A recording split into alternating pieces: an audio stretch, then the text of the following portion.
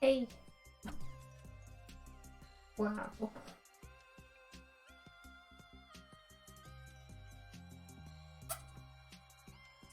We need to hydrate as soon as we start, jeez. Right. Welcome.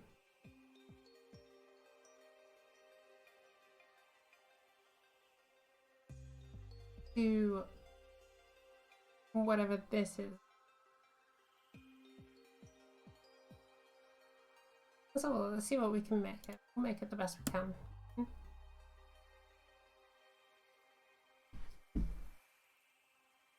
Back on schedule. Even though the schedule's wrong, but we're back on schedule.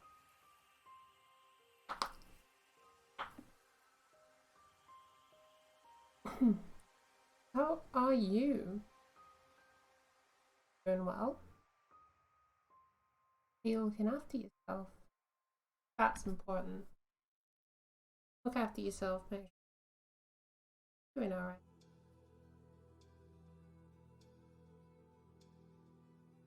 Well, I will stop pretzeling.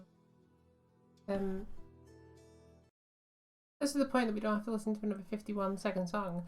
And we'll just, I guess we'll start.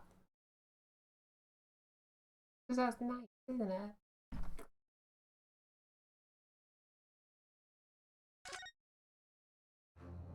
To be quite honest, I don't actually know how I'm gonna fare.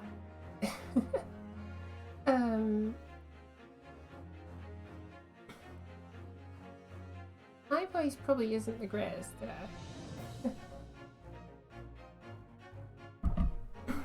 But that's... I'm also going to turn myself down somewhat because that's better, I think. Try that. We'll try that because I'm reaching just about the yellow, so it's alright. I went into a lot of voice training. Sunday and Monday. And now my voice is really weird. Yeah, that's what that is. So we're gonna try and make the best of it. If I remember rightly, we left this. We just called that woman to the stand. I forget her name. The one that I'm always mimicking the actions to. So we're gonna carry on from there. I think.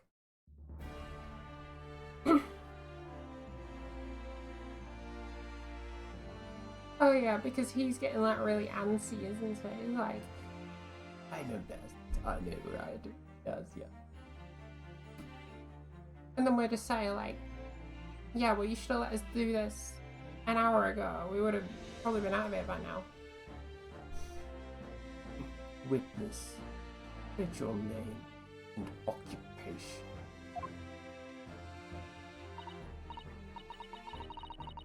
Oh, yes, my name is young Gary Dean. And I'm, well, I'm a juror, and such like. It sounds like even she doesn't know if she's a housewife or a maid or what anymore. The court has decided your testimony is required in order to clarify matters in this case. Do you understand, madam? Yes, my lord. See, I'm even like ditching some of the voices. Because my mind can't right away think, oh, this is the voice of this person, this is the voice of this person. I'm all over the show. I'm kind of like in, out, in, out, in, out, in, out. You will tell the courts everything that took place in the household on the question. And I warn you, do not attempt to hide the truth. Oh, dearie me.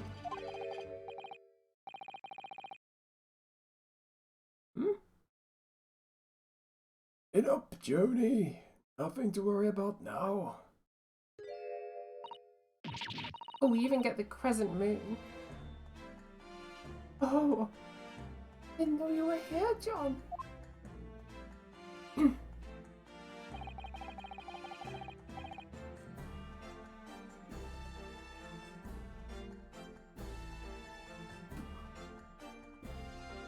Wasn't only you in the room that day, old thing, was it?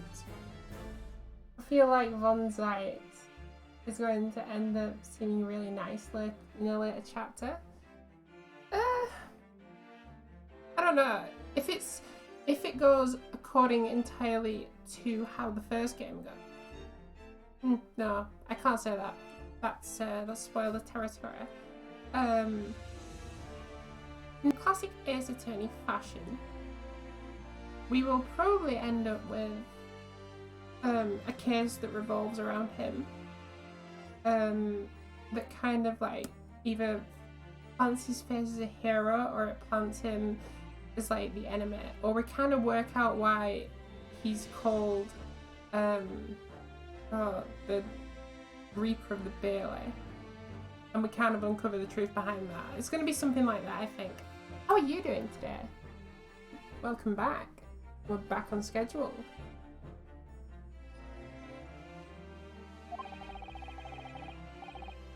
Hope you're doing well. Oh, but I thought I ought to testify as well. Don't you?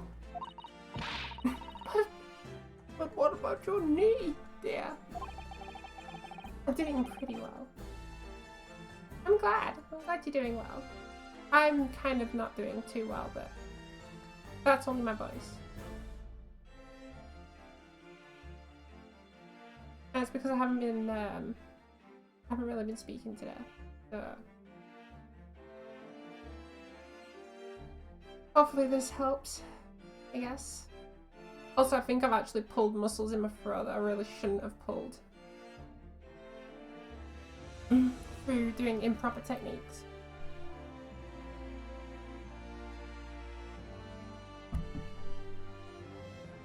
But other than that, I'm doing pretty good. Get better throughout. Yeah, I think it's just going to take a little bit because, well, basically, it's part of like I haven't done this since Sunday morning, and I haven't really spoken. And all Monday I was just voice training and was like for ages, and I felt really good about myself, and then woke up this morning and felt absolutely awful. Some of the muscles in my throat are strained, which I'm actually struggling to do some of the guys' voices, which is insane. I don't know whether it's progress or not. But it'll get better. Just give it a chance. And hopefully I'll be able to like retain that same amount of vocal energy I have. It did feel like quite a gap in time. It does. That's like a problem, and that's why doing it in the morning is so strange. It feels different to doing all the rest at night. Plus, did I? No, I did. I did something Thursday, didn't I? Yeah, of course I did. It's because we were out of schedule. I think that's why. You're fine though. We're back now.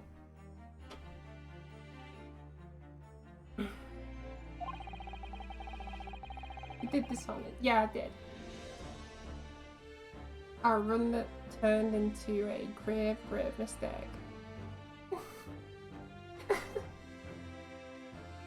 Oh man. Wish I would have looked it up before I did it. I had fun with it. Fine. I'm not the sort of chap to leave a comrade to face disciplinary action alone. Oh, John. I presume you are Mr. John Garradine. Yes, sir. Former Lieutenant of the 3rd Regiment of the 4th Northumberland Fusiliers, sir. Been my fair share of action. Now living the quiet life, as it were. A quiet life? Were you not engaged in an incendiary battle with your spouse on the day in question? Well, yes, quite. I believe this may represent a first in the proud history of the British court. Calling a juror to the witness stand is unprecedented. However, the court will hear your testimony now, juror. Number 4. But that sentence wrong. However, the court will hear your testimony now, juror number 4, and that of your husband. You will recount clearly and concisely the events in your home at the time of the incident in question. Sir, at once, sir. Or something. The Battle of Garradine. Yes, on the day you're referring to, the wife and I did have a bit of a skirmish. Wrong voice. Wrong voice. This jury surely isn't reliable. I don't think any jury's reliable. After playing these games, I'd be like one of the few people who'd be like, let's actually review this, because people just want to get out of the juries. They're kind of like the big guy. Come on, I've got ends meets to make, blah blah blah blah blah. It's not fair that she's involved in the incident. But I feel like if I was there, and that was me, you know, they like take you off into a like thing to debate among yourselves, and it has to be a unanimous vote. I'd be that one person that kind of like just redoes everything that happened in the trial, because I've literally played every single one of these, and some of them are a lot more like subtle in how they like at the trials. So it's not like this where like new evidence just gets thrown at you left, right and centre in the trial, and it's like all completely weird. It's like in the originals it is kind of like, oh yeah, this is the autopsy report, have a look at that, you know, this was found at the crime scene, blah blah blah. It's actually based in like reality and how an actual court would work. Granted, the actual way the courts work is wrong, but well, it's not wrong, it's different, but it's kind of based among reality, whereas this just definitely isn't. I just feel like it's like a logic thing. You gotta play that logic game with them. Otherwise, people are just gonna be like, oh yeah, you know, he definitely did it. Let's just all vote guilty and get out of here. That's the issue with juries. Juries don't work. But I see why they're there. Because obviously, if you leave it all to a judge, then it's very easily swayed, whereas if you have X amount of people voting on it, and they're not all completely idiots, you actually get the correct verdict in the end. Most of the time. Most of the time. You know, I mean, if you can pay 5 people off to 50 quid each, you know, just vote guilty, it's easy £50 alongside the work that you're also being paid for because you can't make it in. Hey. An easy £50 right there.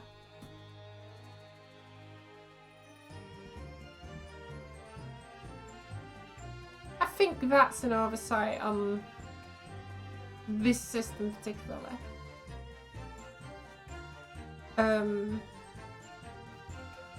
At least with ours, any jury system where they choose is basically completely random. But they make sure that you have like, you can't have like direct relation with anyone in the courtroom. The work places that pay you for the time spent during jury stuff, they do up to a point. I don't know how many days it is, depending on how many days you do jury service for. They will pay up to a certain amount and then they can choose to continue paying if it runs longer, but they are obliged to pay X amount of days, up to.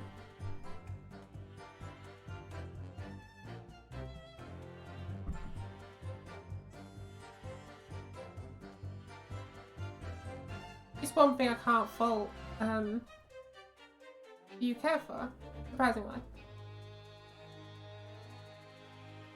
I don't like it, but some of the laws are actually kind of good, and some of the rules are actually brilliant. It's like the default changes and stuff. It's like, over here, we don't actually have to pay to change any form of like name or anything.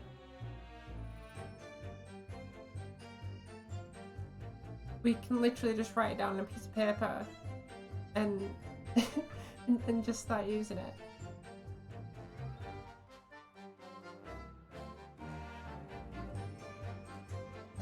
It's ridiculous. Some of the stuff in place here is ludicrous. Now that I think about it. Because it's all completely like unregulated. Wow.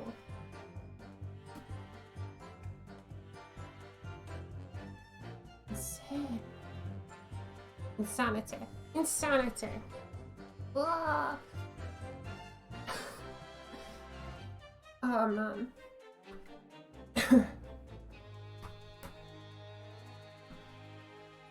The old chest.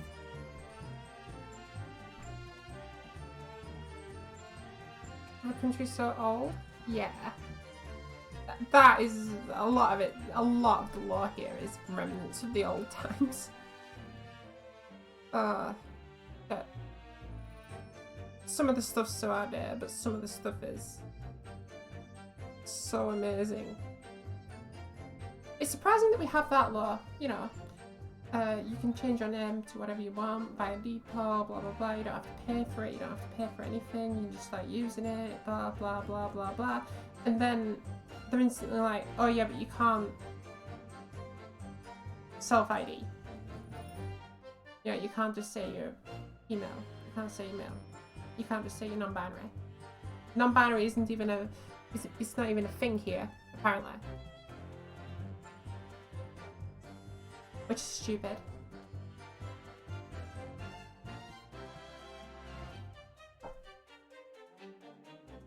It's like, they've got some things right, and then some things are just completely wrong. But that's what happens when your country just flips between so many different powers every 6 years. And you'll have mega conflicts of interest. To the point where now we have no petrol, we have no issues, all because one particular power wanted to stay into power. They decided, hey look, how do we get voters to vote for us? Hey, let's have a referendum. And then the UK actually thought, oh, you know what? We want free of the EU. So everyone voted, well not everyone voted, but like near enough half the country voted, hey, we want out of the EU. So then they kind of did it, but they couldn't not do it, otherwise there'd be a mega backlash. And now that they've done it, they've realised what a mistake they've made. Because they did it so poorly, and now everyone can see the government for what they truly are, and for some reason they'll vote them in again. That's the backwards nature of this country. But enough about my country and its pathetic rules. We move on, and we always look brighter. Brighter into the future. Yeah. We move on from that. That was a rant that I really shouldn't have gone down.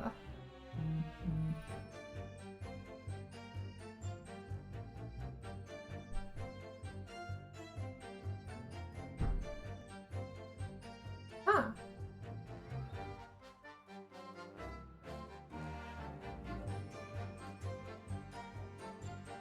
Strange. Amazon said they'll deliver my parcel via DPD. I didn't think they did it by DPD.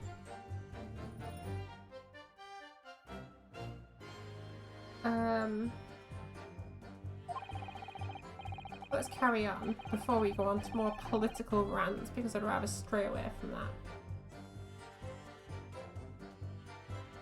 Knocked a candlestick over to set fire to the carpet.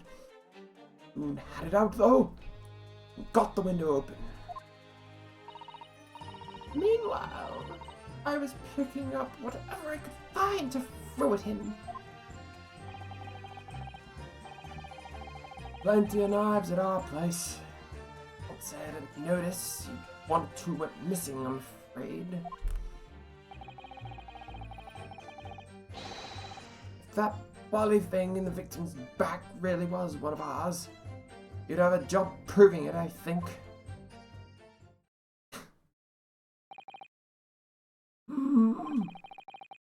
It sounds as though it was quite the battlefield in your household that evening. Although an entirely one-sided assault, it seemed. The enemy caught us on the hop, sir. Had no choice but to dig in and take defensive measures. To be honest, the enemy kept shelling us for another minute. We'd have been toast. Of course, a veteran such as myself is only too aware of that on every battlefield. But just a gnat's whisker. Gnat? Right, we're gonna say it's gnat. I'm deaf at any moment. Oh. Are we still talking about a marital? Are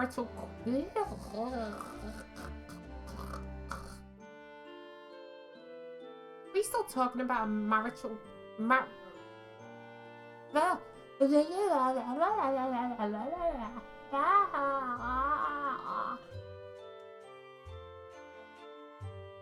Has the tongue-tied gone?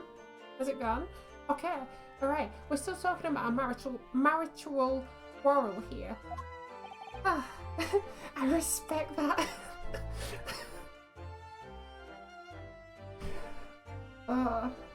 That's a hard word to say, marital.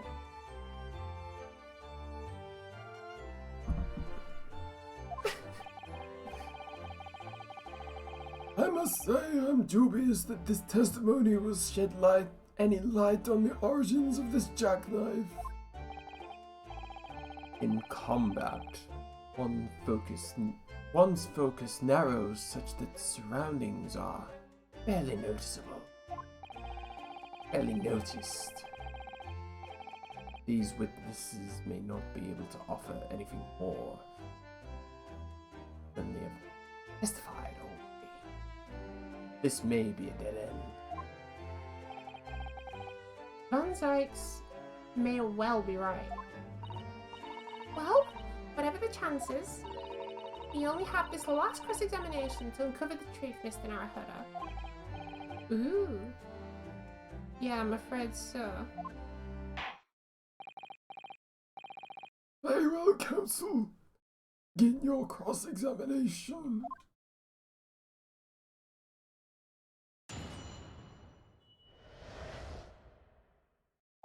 Okay.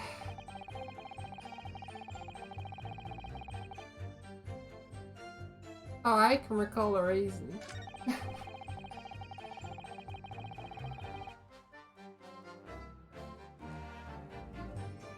Knocked over a candlestick, set fire to the carpet, soon had it out, got the window open.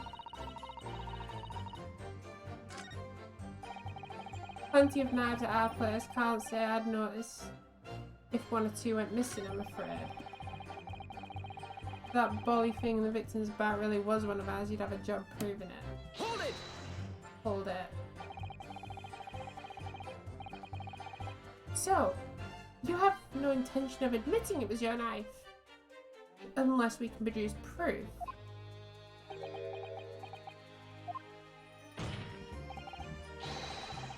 even though there's no other credible possibility if Mr. Natsume is innocent. Objection!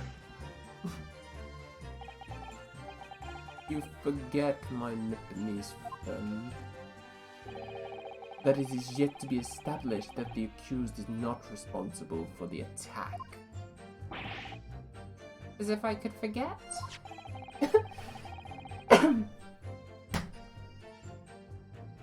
If only there was some way to know who had handled the knife. But I suppose wizardry like that is just a dream. Oh yeah, you know, perhaps you're thinking of fingerprinting, Mr. Naruhodo. What? You mean it's not a dream? I don't think that exists yet. What sort of that sort of wizardry really exists? Whenever people touch anything, they leave behind a unique pattern from their skin. Or so they say. Well, I can't see anything. There are already countries in the world where these so-called fingerprints can be used as evidence. Lord Strongheart is currently discussing the matter at the Ministry of Justice. Yes, I believe we are rapidly approaching an era of scientific methods of investigation. But for now, Throat, please. But for now, we shall have to find an alternate method of proving our assertion. That this knife, in the victim's back, was originally in Mr. and Mrs.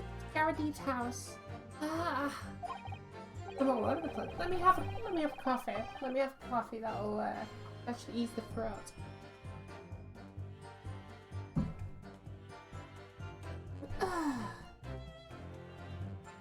Wow. It actually does ease the throat. It's amazing.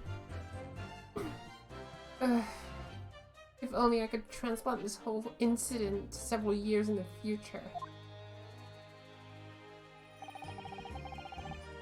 That's the extent of their testimony, is it? What do you think, Miss Naruhodo? Well, I think we've heard all this before, to be honest. I can't say I'm particularly confident that we'll be able to prove anything from this new testimony. But in this cross-examination, it's absolutely essential that we establish how this knife came to be at the scene of the incident. Yes, I'm well aware. You're supposed to be my help and not point the obvious.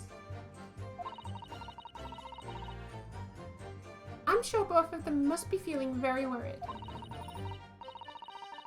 Worried that it was, in fact, a knife belonging to one of them that caused the victim's injury. We could even find a tiny shred of evidence for that period. It would clinch this trial for us. It would explain everything. Yes, it would. So, for Mr. Natsume's sake, we must find that last crucial piece of evidence.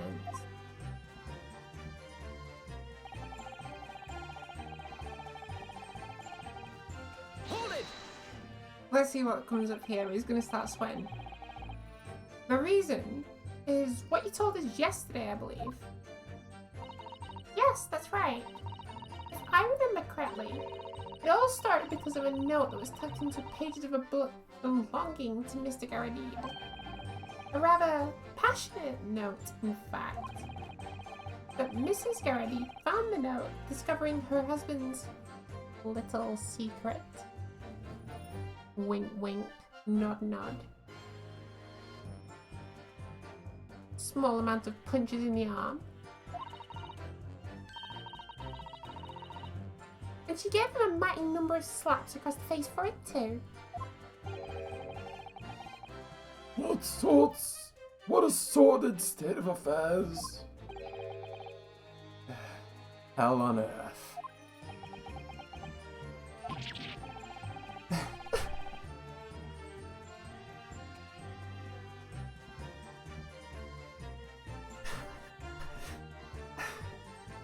Okay. I say, When a chap says he can't recall such things, it's common decency not to drag it all up. And besides, half of it was wide of the mark anyway.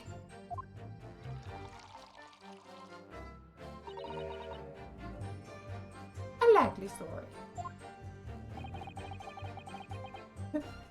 These waters run very deep.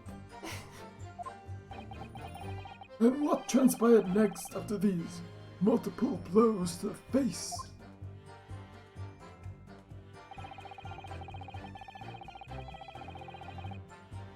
His wife still cares very deeply for him.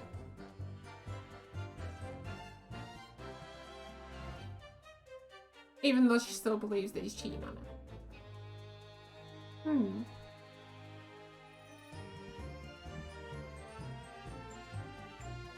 You know, for the kind of woman you are,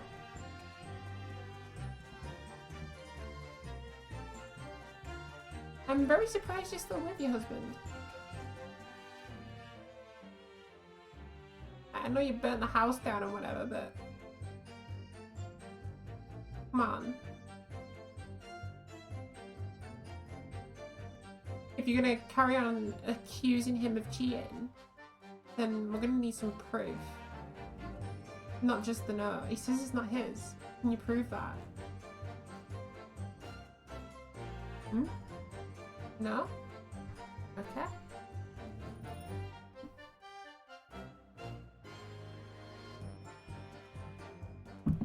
He didn't cheat though. It wasn't even addressed to him. Who was it addressed to? Bob? It was addressed to Bob, I think. And he's obviously not Bob. Got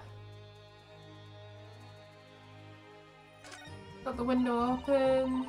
I was picking up whatever I could find to throw at him. Hold it! Right, this one. Even though the room was on fire?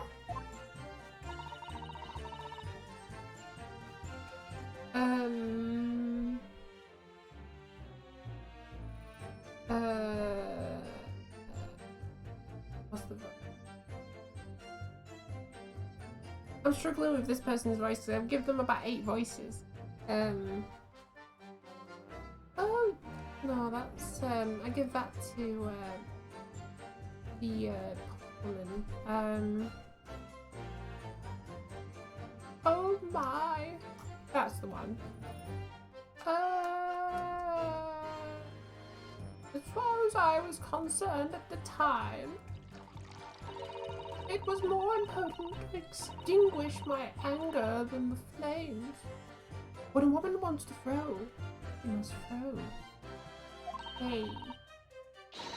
That is most certainly not true of a Susator takedown, Mr. Narahura. Actually, know what I was thinking? Oh, she can read your mind, if you hadn't already assumed.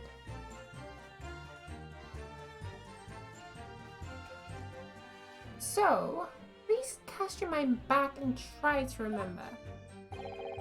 Was a knife among the items you threw at your husband that day? In all honesty, I don't remember. But I feel I must point out I'm a monster. Let me see. Some bread, cabbage, garlic, a towel, a sponge, a napkin. Excuse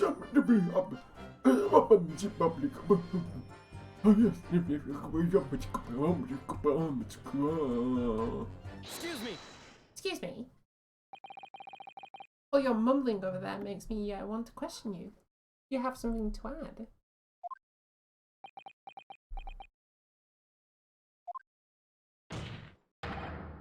Mr. Garadib! Or is it Garadeb? Don't shoot. Sorry. Beg your pardon. Did your wife's remark just now bring something to mind? Anything? Nothing of any significance, no. Just that barrage of projectiles the whole thing launched in my direction. somewhat more solid than she implies. Oaks, bricks, and the fire poker, I seem to remember. Ouch. Ouch. Oh yeah, you know, just the fire poker. That's not gonna lead to any trips to the hospital. Especially back in this day and age.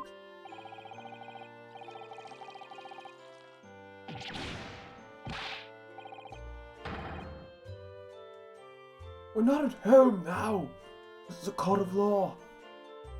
Poured it into his pipe. Oh, dearie me, I'm ever so sorry. What's she even doing with a teapot in here? Honestly, John, I would never have thrown such things to you, obviously.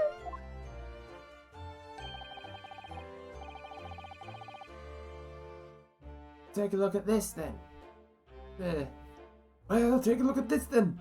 How do you suppose that happened? Hmm? Your pipe, sir. Had this thing in my hand as usual at the time of the onslaught. Knocked it clean out with one of her soft projectiles. She did, yes. Soft. When I went to pick it up, it was broken in two. Let's see a sponge do that sort of damage. I see. Your pipe was broken.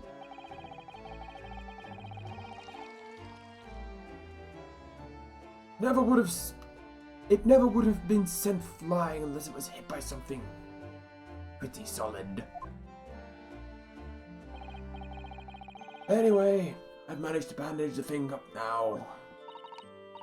Oh, you are one to exaggerate, aren't you, dear?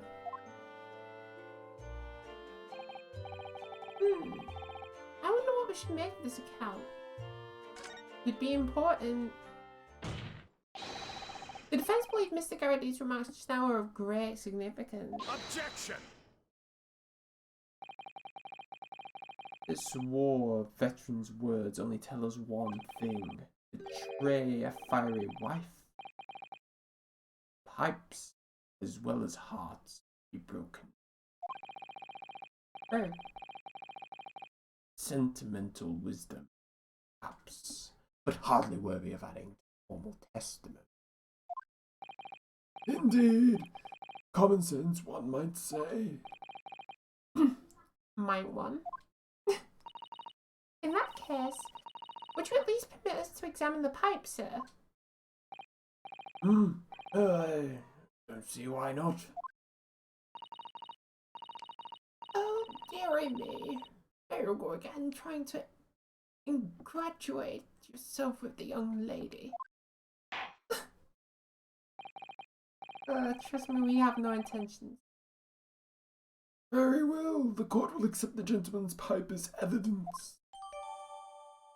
Alright, so we can't have his testimony, but we can have the pipe. I hope I didn't speak out of turn, Mr. Naruhodo. I was just feeling rather disappointed for you. Your request was turned down. Oh no, it's fine. Thanks to Suzuto, we have some new evidence to work with. We should examine it carefully. Oh, thank you for that rebuttal, Mr. Garrity. Now, if we could return to your testimony, what can you tell the court about the knife used in the attack of the victim? Ooh, that is a chesty voice. Alright, let's have a proper look at this pipe.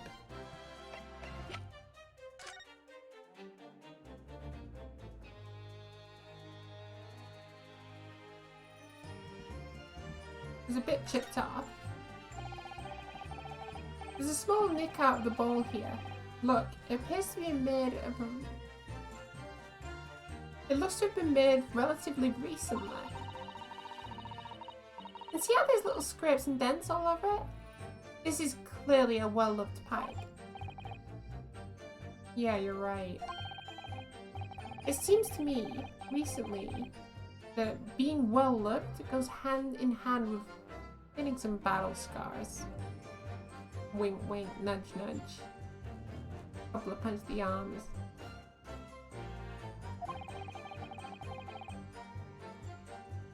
This particular nick is catching my eye though, because it's clearly new.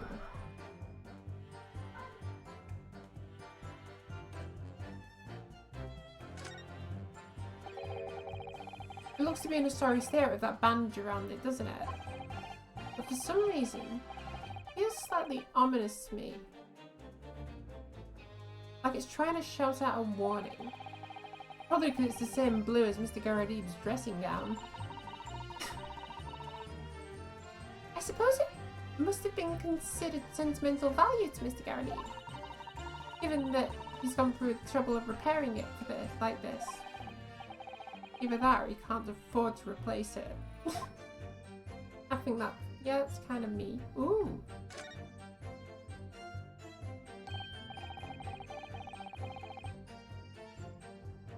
Oh, something just twinkled inside the chamber of the pipe there. Yes, I saw it. Something's stuck in there, I think. Let's turn it over and give it a shake. Huh? What's this?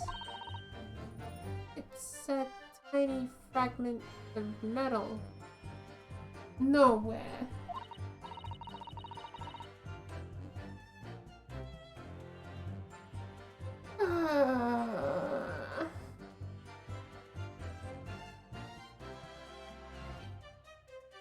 I refuse to accept that. There's absolutely no way that's where it is. Surely he's been smoking out the thing. Has he not? Promising. Promising. This is conjecture.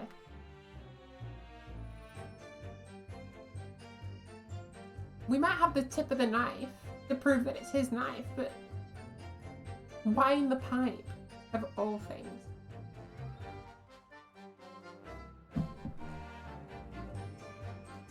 Why couldn't it have been in a book that he brought with him or something? Why has it got to be in the pipe? Something that he clearly smokes out of, clearly takes care of. He bandaged the thing up. How did he not knock this bit of metal out? Tip of a blade? Surely it couldn't be. I feel like this is very good evidence. He shouldn't be on the jury. Hey, you're not wrong. You aren't wrong at all. I don't think anyone we've met so far is capable of being on the jury. Except for that banker. The banker seems to be somewhat reasonable. He knows how he took us aside. He seems to be somewhat reasonable. We get the small fragment of metal, which we're going to be able to prove that it's his.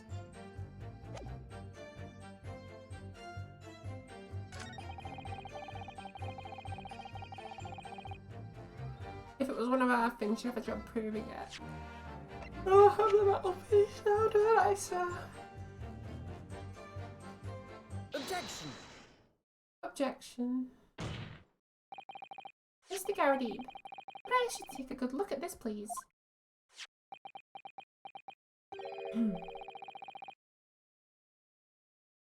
You can ask, but I can't see a bally thing.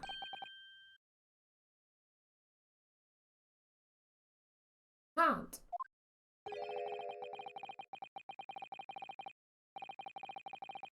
Used to call me Dead-Eyed Deb back in the regiment, of course. But that was some time ago. Even when I'm trying to enjoy a large print book by the fire these days. Struggle to tell B from D and U, to be honest. You've got dyslexia.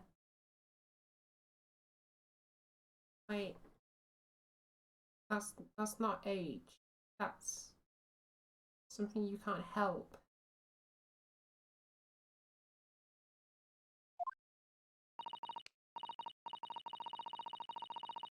Oh, he does. Dear me. Rather wearing. Being asked about every other letter and every other word.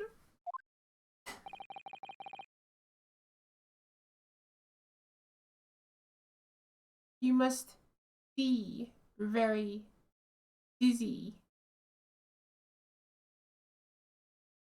That's the worst one yet. That is the worst thing we've ever seen yet. We'll move past that. Oh, bad jokes, bad jokes. What is that? Any scrap of metal? Yes, almost certainly the tip of a blade. And what may appear at first to just be a tiny scrap is in fact a crucial piece of evidence. Interesting. And where did the defense come by this? It was lodged in the chamber of Mr. Gardeep's pipe. My pipe, you say? By Jove. Wonder how it got in there. And what precisely does this fragment of metal signify, Council? Are you suggesting that it is in some way related to the matter of the stabbing on Briar Road? Judge, I am. I also wonder how it had gotten in. It's interesting, isn't it?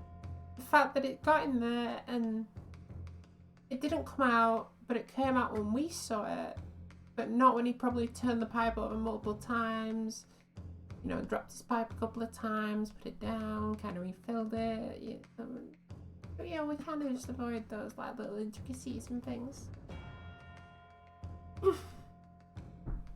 What?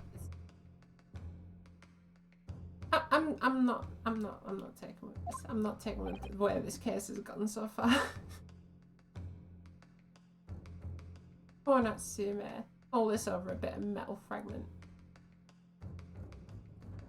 What? One put together with another piece of evidence already in the court record. I believe this tiny fragment of metal will unravel the whole truth of this case, my lord.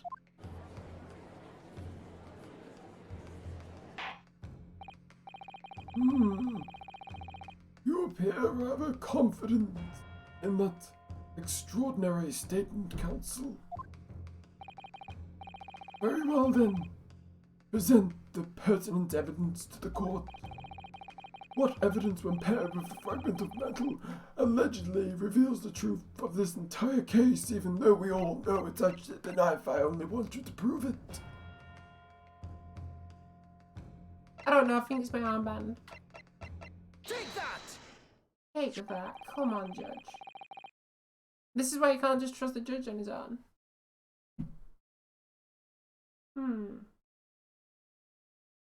Saying that, judging by how the pipe's got a like knack in it, it's got like that bit like kind of chiseled out of it. I'm guessing that like she threw the knife and it like kind of caught the edge of the pipe and it kind of snapped from there and fell in. And yeah, kind of just the rest of the knife decided, oh, you know what, we're kind of going out the window. I'm going to assume that's what happened.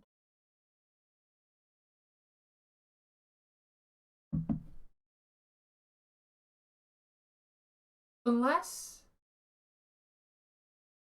ooh, what if she threw the knife? It hit the pipe, got stuck on the pipe. The subsequent force knocked the pipe out of his hand. The pipe hit the window. And then it snapped the knife, and the knife fell out the window. And that little bit of metal fell inside his pipe. And obviously when it hit the window, that's what snapped the pipe. If we can kind of find out what snapped the pipe, we understand exactly what happened. Ooh. Interesting. Interesting, but not a well-reviewed. It seems very suitable for the game. Hey, at this point, I'm just gonna say like there's a flying Pegasus that comes in and like just kind of moves that knife slightly. You know what I mean? That's still suitable. That's still how this game wants to play. You can't just do that. This is already like throwing me through hoops because we've got an incomplete case where the guy just paid his way out of pretty much court. It also seems very suitable. Exactly. I don't know anymore. I really don't know. I've got to say, it's is bypassing my expectations. Whether that's a good way or not, I don't know.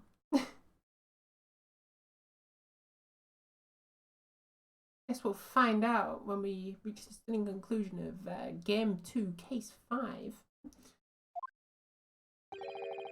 If you look closely, you'll see that the small piece of the tip of the blade that is missing. A common issue with inferior blades sold at unsavory street markets. Criminals use them regularly to leave the tips lodged in their victims' bones.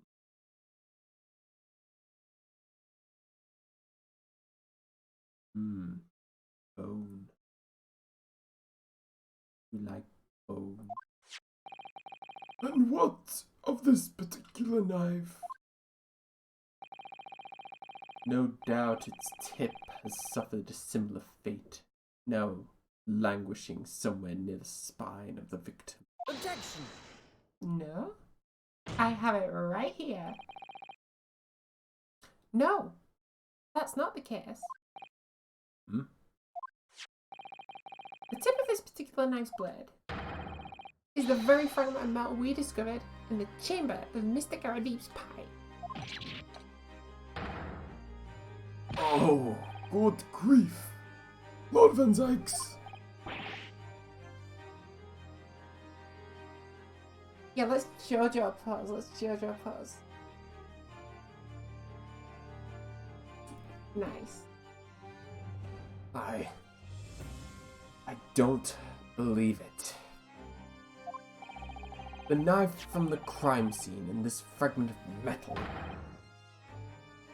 are a perfect match. Good golly gosh.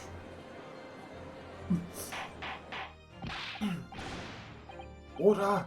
Order! Order! Is this some sort of Eastern sorcery? This is no magic, my lord. This is a miracle. A miracle? So Van Zykes has figured it out, has he? Counsel, explain this extraordinary coincidence at once. Yes, my lord. The crucial point we have to ask ourselves here is when this fragment of metal find its way inside Mr. Garadeep's pipe. Something that was clarified by us by the most recent witness's testimony.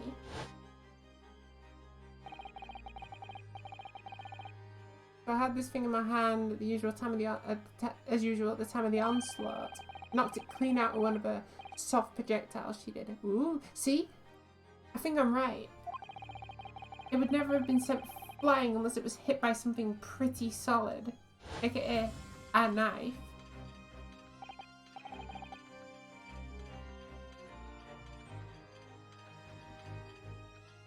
Oh. Oh.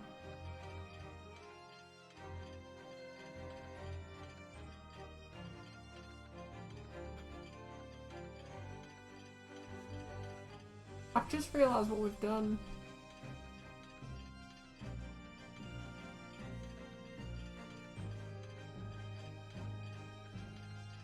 Oh god.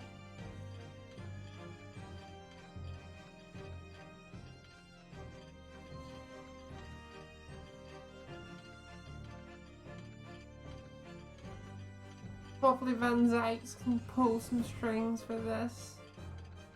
Because she's now being accused.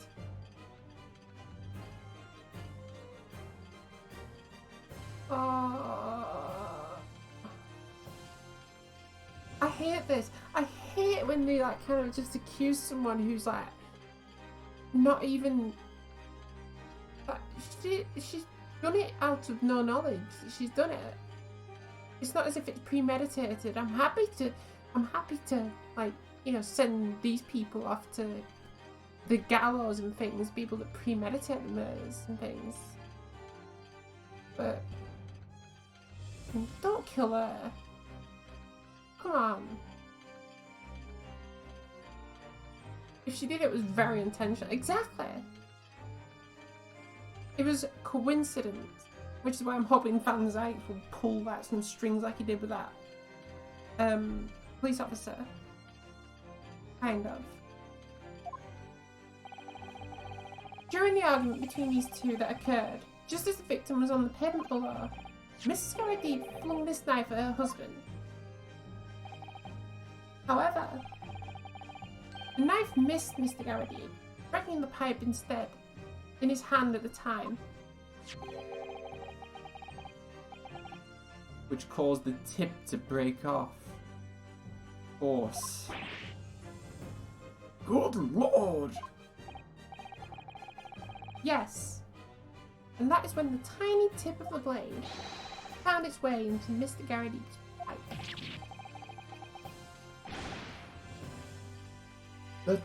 The chances of that are 1,000,000 to 1. And yet there's no other credible explanation for how the tip of the blade ended up in your pipe. No? Then, after losing its tip, the knife ricocheted off the pipe and flew out of the open window. This is awful for her. This is awful. I'm actually tearing thinking about it because I've just realised what we've done. And yeah, we've got someone off, proving that it wasn't him. But she's right there like, oh god.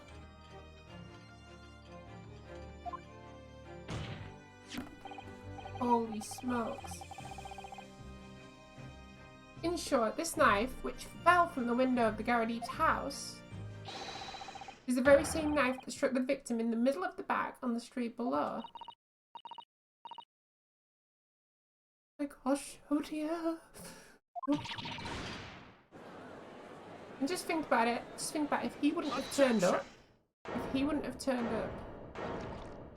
he'd be fine. There's no objection, Van Zyke. Just don't hang her.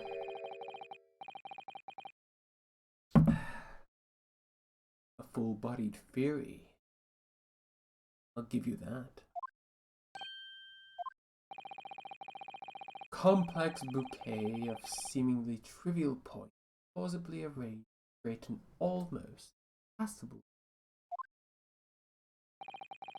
Allow me to toast my learned friend's characteristically Nipponese approach to bottling his argument. Sorry? But after all, it is eerie. The bottle corked. Because you see,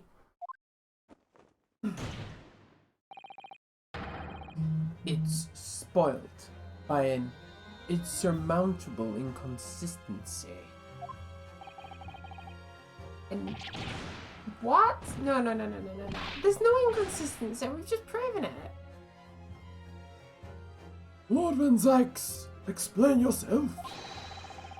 What is this inconsistency you claim to have identified? Go on, show us more leg. Show me more leg. But I won't let you boot. Which is what you more clearly showing me. An inconsistency of the simple nature, my lord. The victim was found with the knife planted in the middle of her back. Yes, in her...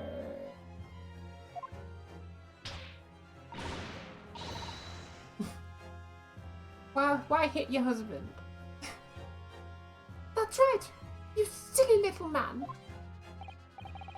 Now, Joan, old thing, what are you getting all so excited about?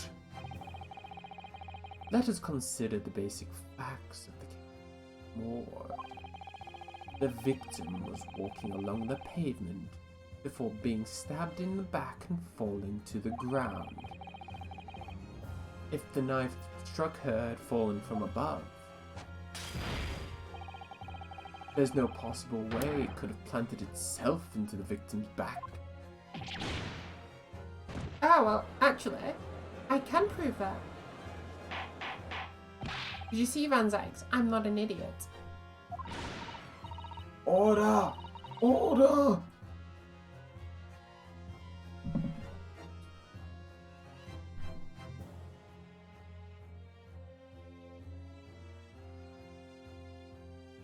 Quite right. You see? That's exactly right. If the knife had fallen on her from above, it would have struck her on the top of the head. Well,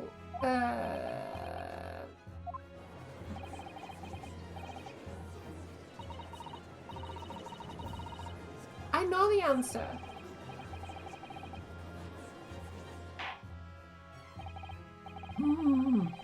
It would seem the defense has made a rather spectacular blunder.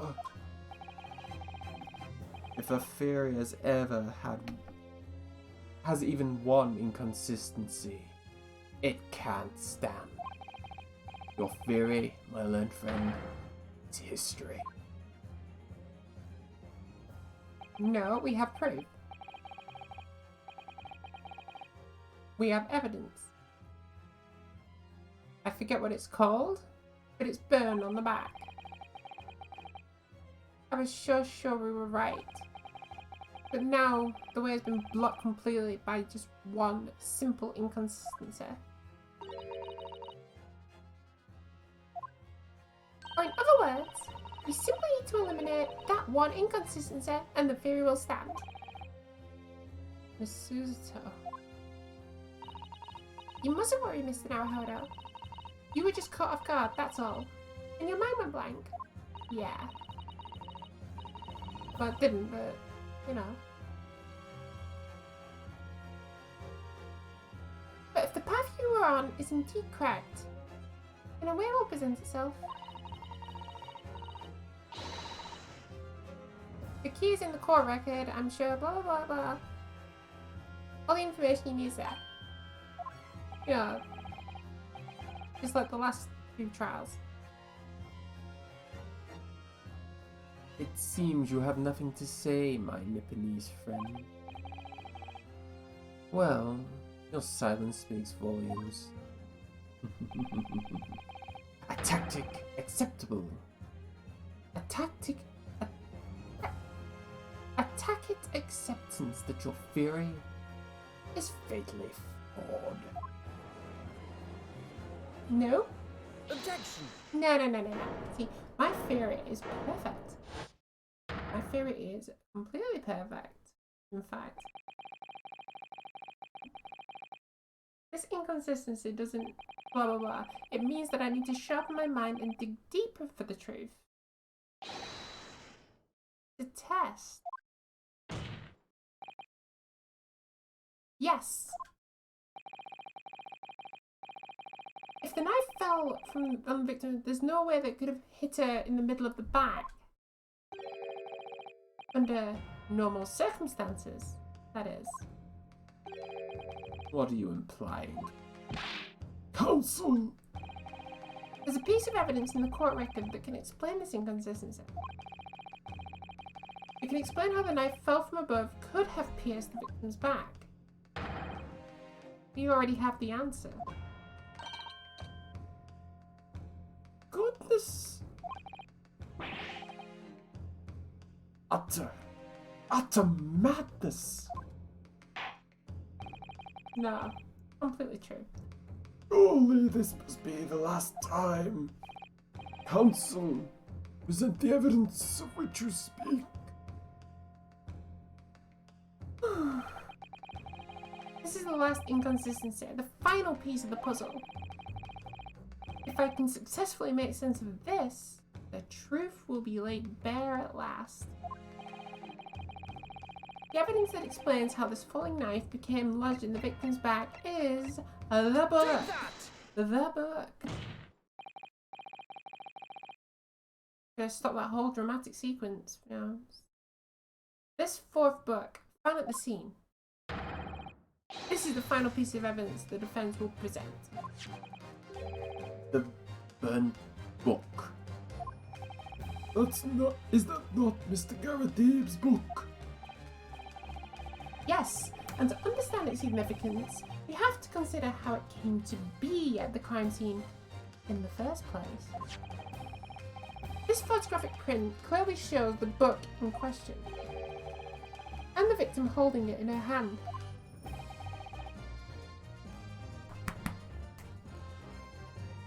But as we all now know, it was the police constable that put the book between her fingers like that. Quite so. As part of his wholesale transplanting of the crime scene to the opposite side of the road. That's true. However, as part of his testimony, Constable B made an extremely enlightening statement on that point. But what made you place the book in the victim's hands? Oh well, sir, that's because that's how I found it. When we first ran over to the scene, the victim was already holding the book. So when I moved everything, I was sure it was still in her hand.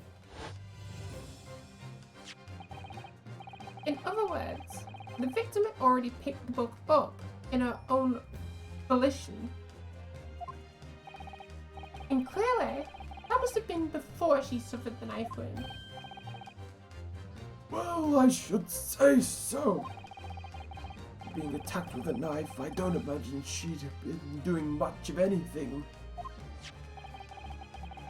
So the question becomes, why did the victim have the book in her hand?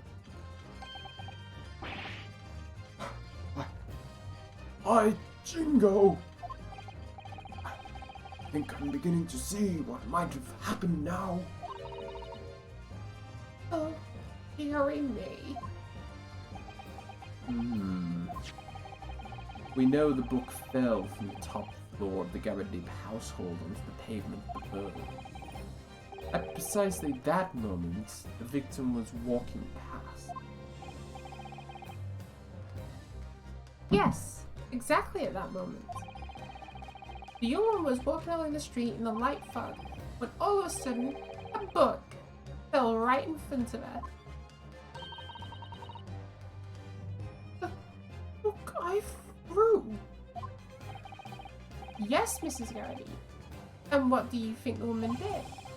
What would you do if you were walking along and suddenly a book landed in front of you on the pavement?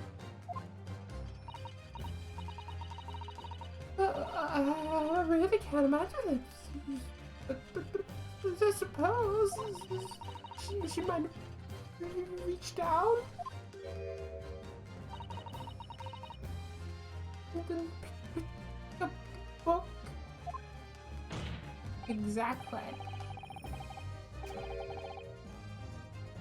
This is exactly what the woman, in fact, did. She picked up the book. Oh heavens! And when the woman reached down to pick up the fallen book up, what position would her back have been in? That's right, facing the sky, completely and utterly defenseless. Then, in the very next moment, while the woman was still bent over picking the book up,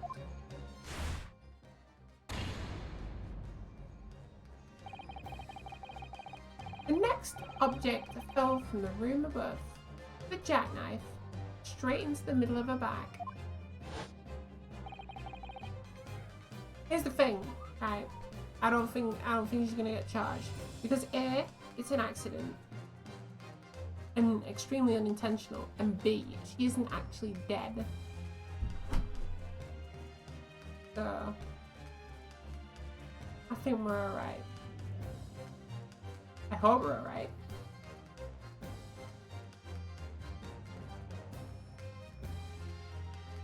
And at that same time, walking by chance directly behind Miss Green was the defendant, Mr. Soseki Natsume. Well, I never. It appeared to Mr. Natsume that the woman simply collapsed on the floor in the dark and the fog. He didn't see the knife falling on her from above.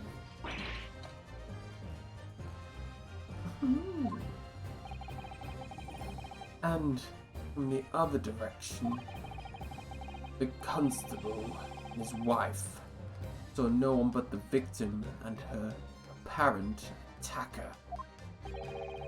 So there never was a real culprit to run from the scene in the first place. Absolutely not. No. This was nothing more than a series of unlikely events that accumulated into an unfortunate accident. And that's the real truth behind the case.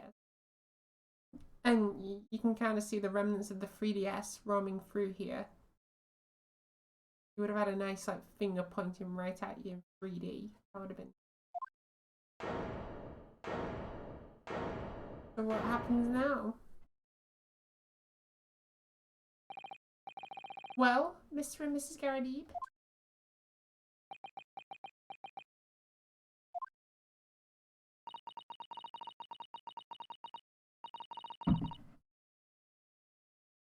The very first time you showed me that knife, I had my suspicion. I wondered if perhaps it might have been something like that.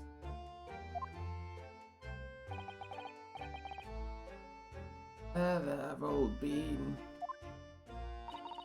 Why, Mrs. Garrity? Of course, I never meant for anything of the sort to happen. It was all my fault, wasn't it?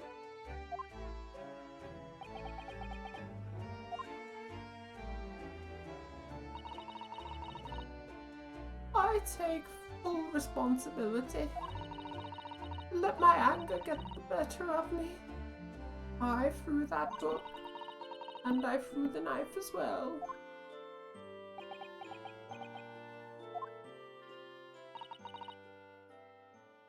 John, dear. All right. I know.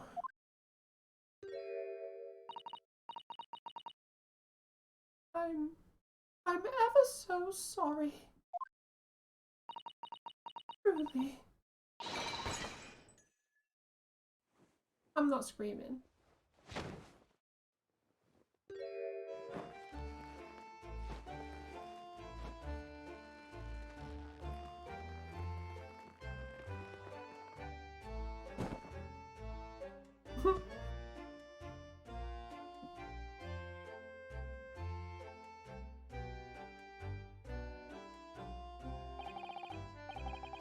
Lord Van Dykes, what news of Mrs. Garadib?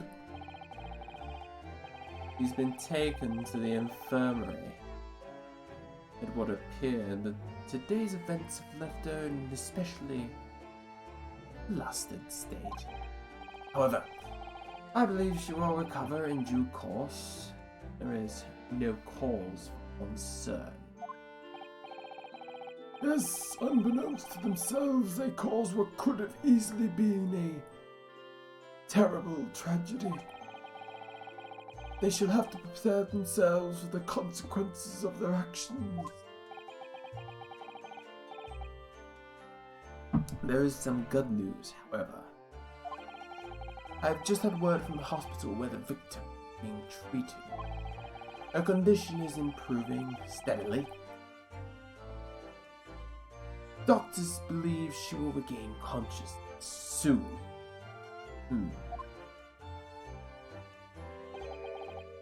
It's strange. We've been talking about the victim all this time, but we never once met her. How wonderful! The woman is out of danger, it seems. Yes, that is good news. So, Mr. Natsume.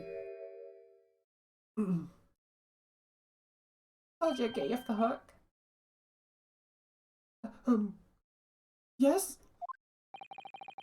On behalf of my fellow countrymen, I would like to take this opportunity to beg your pardon, sir. You came from your distant eastern homeland to study our great British culture and have been repaid with immeasurable unkindness. Please accept our heartfelt apology.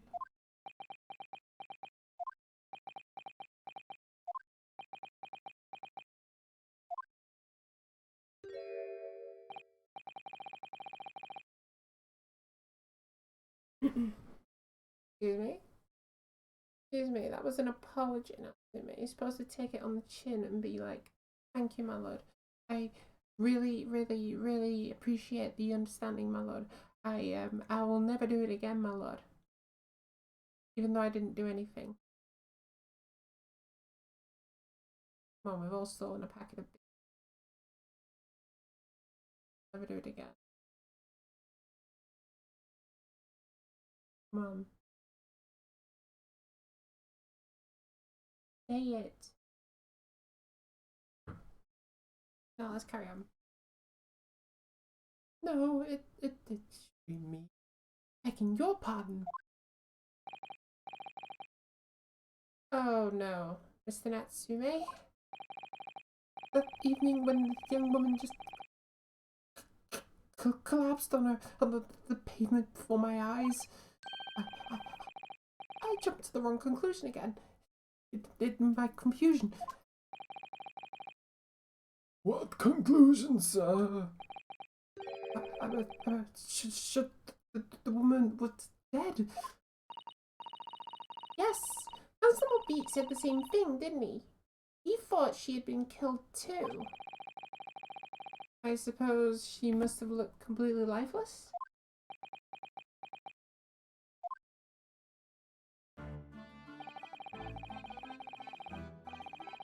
It's been about a year since I arrived in Great Britain now, but I still can't get used to life here. I can't relax. I'm sure there are evil spirits lurking in the fog, like they're haunting me. What's his psyche? His imagination really has got the better of him.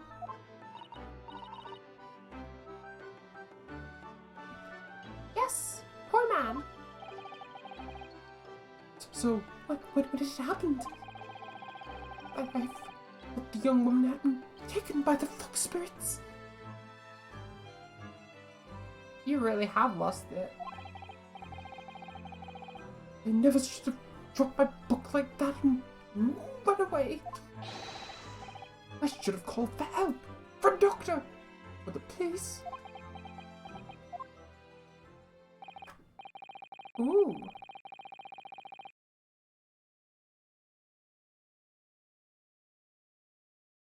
All the crazy's gone from his eyes. Instead, I've managed to create a rift in the relationship between our two empires. And for that, I am truly sorry.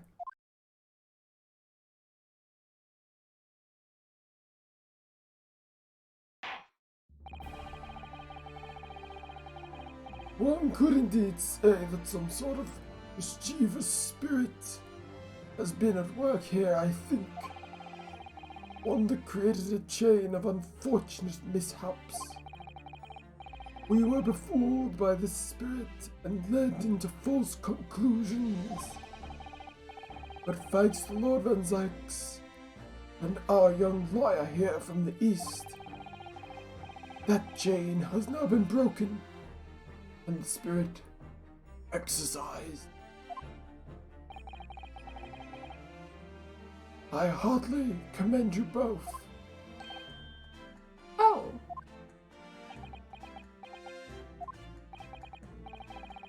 Now then, ladies and gentlemen of the jury, Yes, my lord. in concluding this trial, I must ask you one last time for your decisions regarding the defendant's culpability. Are you ready to present your findings to the court? As the foreman of this jury, I can assure you that we've reached a fair and just conclusion. I do declare, the truth can be extremely cruel at times.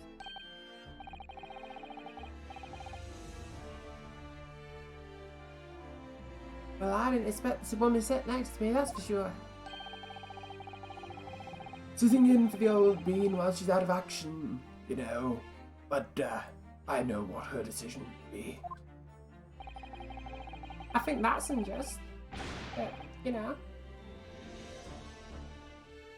Does this work finally mean I'll be able to get out of here and start working? It's about time. I say, I've had a corker of a story to tell my grandchildren when I get home. Won't I? Very well, ladies and gentlemen of the jury.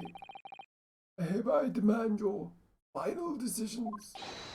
Mr. Foreman. Not guilty. Not guilty. Not guilty. Not guilty. Not guilty. Not guilty.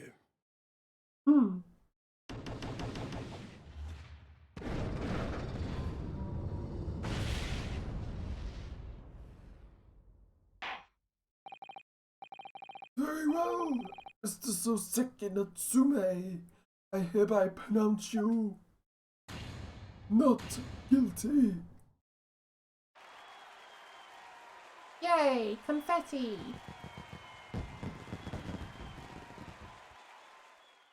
And this time we actually finished the trial. Nice. And finally, Mr. Natsume. Oh, yes, Lord, sir.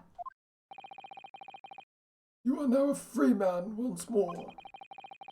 It is my hope that you will continue to further your education in British culture. And may you never again be brought before me.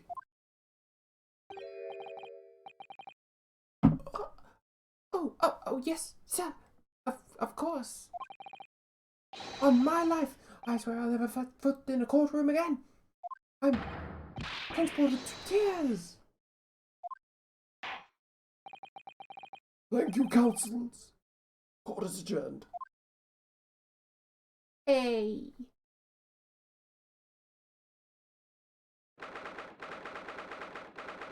Victory time. So who's dying this time?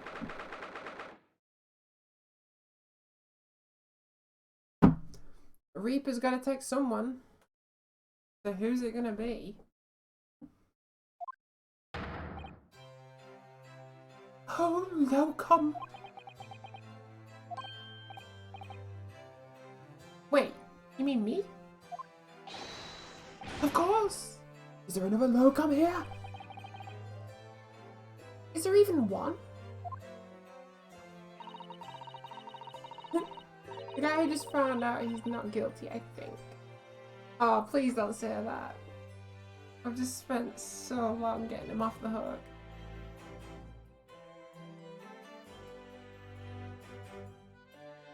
Or maybe he just decides who the bad person is. This is the thing, it's like, if the last case is anything to go by,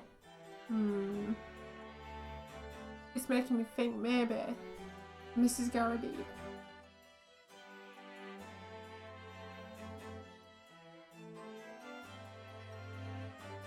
Or he's going to take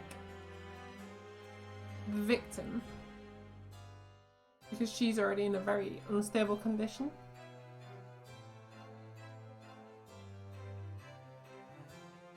Let's find out. Compared to the original locum student Mr. Naruhodo Esquire, your name has become rather short, hasn't it? What's wrong with using my actual name? Oh, at last! I'm free! I'm free! Joyful, joyous, jubilant, jubilation! Heady, hearty happiness! Hurrah! Oh, I am pleased. Mr. Natsume's delighted. Would it be so hard to say that then? Locum, you did it! You saved me from the brink! Well, what happened to the poor woman was in no way your fault, after all. I'm just glad everyone can see that now. No, no, no! Not that! Lovely lawyer, locum lawyer! Yes? I mean, as I said before, I've never got used to life here in Great Britain. Every time I look over my shoulder, I see foreigners. I see towering brick buildings. And from higher windows, I see them looking down on me, laughing. Look at that little hunchback. Oh dear. I'm sure it's all in your head, Mr. Natsume. What? Today, you locum lawyer gave my gloom the boot. You stood firm behind the baronial bench. Oh, all those blabbering British. You battled to the bitter end, laying bare the baffling truth. And when I beheld the blinding fireworks among the beams of the village roof, I bellowed, "Behold, the best barrister Behold, the best barrister ever born!" Well, that's very flattering, and we're very pleased for you. This has given me a wonderful anecdote to recount my old friends back in Japan. Ah, an anecdote. Is that what's to become of all my hard work? Ah, oh, it shows. I apologize for keeping you waiting. I rose late this morning. Oh, Mr. Sholmes. What a pleasure to see you. I see. I am here not a moment too soon. A disaster has been averted, I'm glad to say. Oh.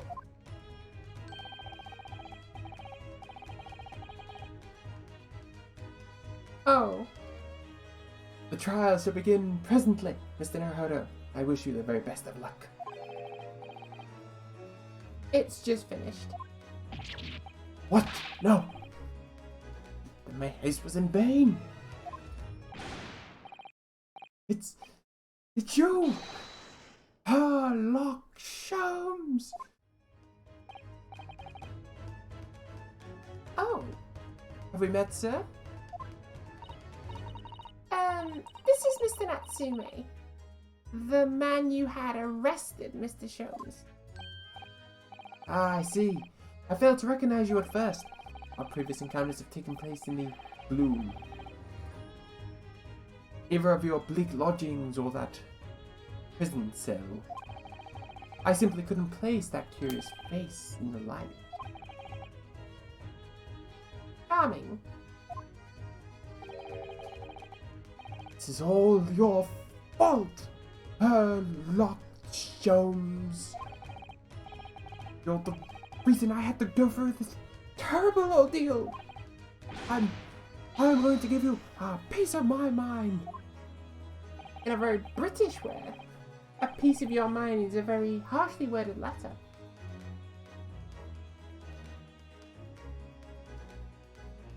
My apologies, sir, but I assure you, I have placed you now. You're the fellow who abandoned that poor young lady and ran off, were you not? Huh? Had you been taken to the hospital more urgently? I feel perhaps she may have regained consciousness. Oh, But it was unavoidable, I'm sure. But we are all but human after all. Anyone would have been shaken by such an experience.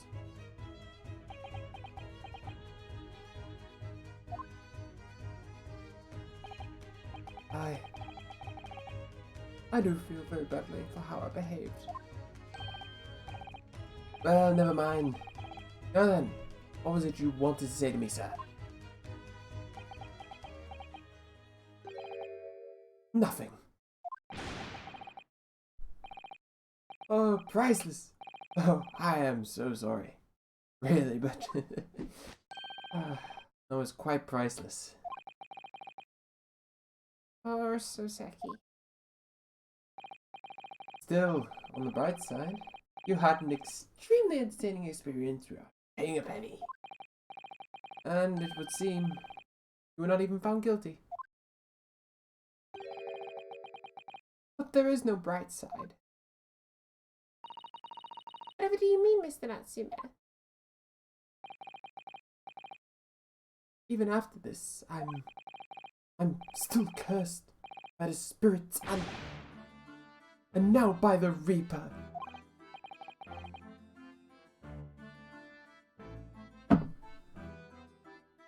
Here we go.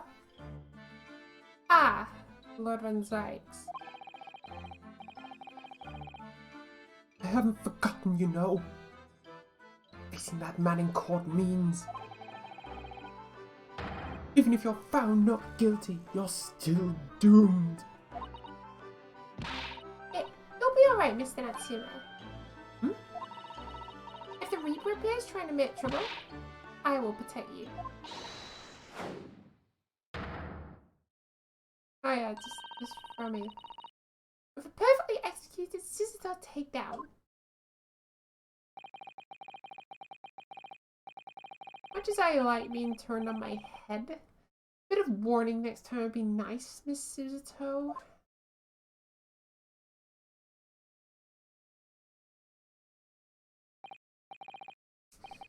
So, Mr. Natsume, what do you intend to do now? You mentioned something about recounting your experiences to your friends back in Japan?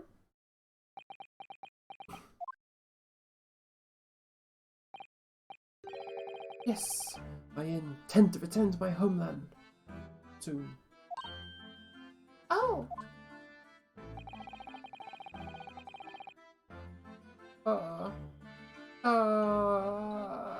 Right. I have an idea. I'm not gonna say it yet though. I wanna see if I'm right. It has already been a year since I arrived here in Great Britain. Visited universities, libraries, bookshops. I've been honoured with the tutelage of professors. Learned so much about the wealth of literature here, and the city is shaped. And I've come to realise that it is my calling to sail home and tell my fellow countrymen about it. That's very touching, Mr. Natsume. Or perhaps, less veiled terms, you wish to withdraw halfway around the world to escape the terror of the Reaper's curse. That's not it at all! The more I learn of literature, the more the strange... More, let's skip that. The more the strange feeling claws at my insides. I feel compelled to return to my roots and attempt to pen a work of my own. Oh, I see. A work of literature by Soseki-san. Could be an interesting read. Could be, but I won't be holding hearts. Mr. Garadi would probably buy a copy as well.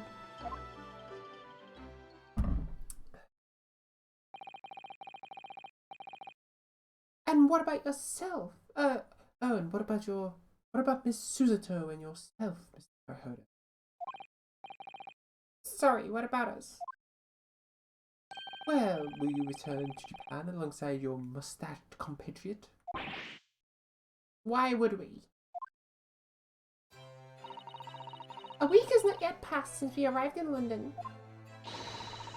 And only now does it feel as though we've finally found our feet. And you are accommodated in a hotel at present, are you not? That's right. But we need to find lodgings before it bankrupts us. I've calculated we can only afford another 10 nights before our entire budget is exhausted. Well then, you could take my lodgings. Oh, the windowless room. Ah, but what it lacks in windows, more makes up for with a floor, a ceiling, and walls. Great. I'll keep that in mind. And of course, I'd be happy to leave behind the accursed evil spirit. Oh my, an evil spirit? Oh yes, tries to suffocate you while you sleep. It's an infallible wake-up call. We'll think about it, if that's alright. Perhaps I could offer a more welcome alternative. Would you consider taking lodgings with me? Really? Well, a vacancy has conveniently presented itself. Though it's up in the attic, I might add. Are you sure it isn't just a storage loft? I spoke with the landlady this very morning on the matter of price, and Iris is cleaning the room as we speak. You must come at once. I presume you have no luggage to speak of? Oh, it's just simply wonderful. What an honor to be invited to take lodgings in the Great Detective Office's attic. Yeah, what an honor. I'm too overcome for words. So, suggesting we look elsewhere is out then. I get the feeling that Rhinoska isn't too taken with going with Mr. Shums. Then it's settled. Iris will prepare a welcome dinner this evening. And you must come to Mr. Natsume, I insist. I don't know what to say, but thank you, and yes. Wonderful! And I'll go and complete the paperwork for your formal release, Mr. Natsume. It shan't take long. Somebody's happy.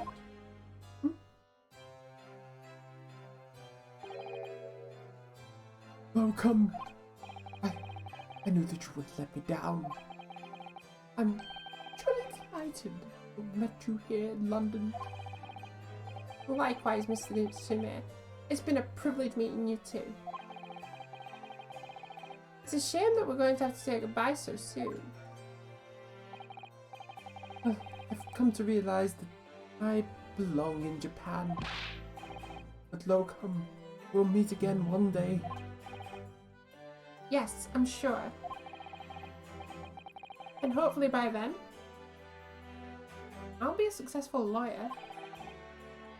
Hopefully by then, I'll be a successful author. Well, my dear fellow, our carriage appears to have arrived. Shall we go, Mr. Naruhodo? Yes, Mr. Shums. I've little doubt Mr. Natsume will be released in time for dinner this evening. And so, with so second instance successfully established, we rode with Mr. Shums to what was to become our new home, 221B, Baker Street.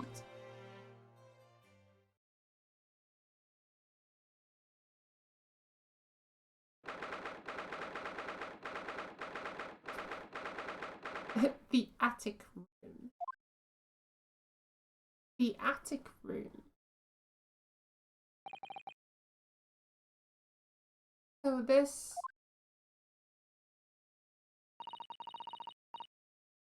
is to be our new office, yes. Our office. I rather like the sound of that. Me too. It's simply wonderful, isn't it? I hope you can see this, Kazuma. It's only a small step. But I'd like to think we're getting closer to your dream. So, my dear fellows, do you like the place?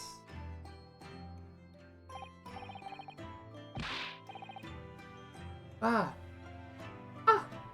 Mr. Sholmes. Yes, thank you so much. It's a delightful room, Mr. Sholmes. I simply adore it. good. I'm pleased to hear. Iris and I are delighted to welcome you. I hope everyone's hungry. It's nearly time for dinner. Oh god, I'm gonna have to work on her voice. We'll eat as soon as Mr. Natsume arrives. We have a lot to celebrate. Iris, you must let me help you. Alright then, Susie. You can be in charge of the salad. Splendid! Those two voices sound very similar. I don't like that. So, Mr. Naruhodo, how does it feel to have your own office in the capital? It's very exciting, actually. I can't help wondering what adventures await us.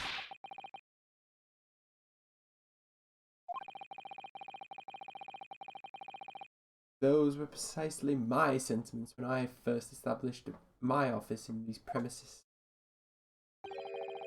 Until I discovered the dark truth about the city of London, that is. Sorry? London is a glorious place filled with wonders, opportunity, prosperity, and mirth. But the brightest of lights casts the darkest of shadows. Shadows? What do you mean? Well, I believe you're well aware of the murkiness that lies behind London's facade already. So, once again, Mr. Naruhodo,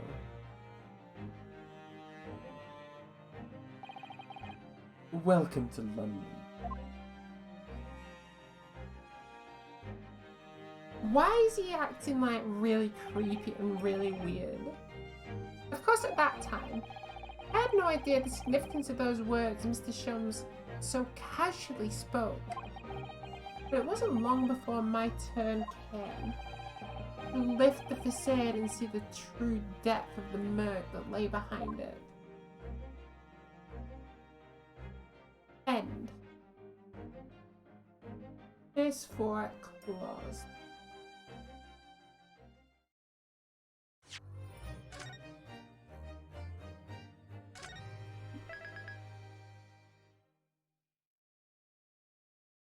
The Adventure of the Unspeakable Story. Investigation Part 1. It's a very weird cliffhanger. It's weird. Just given his character, it's like not something you'd expect. We're going to move on to this one, but I'm going to BRB before we start it because I don't want to do it and then leave it there. So I'm going to be right back. It's a weird one. It got very like... Oh, and by the way, welcome to London. So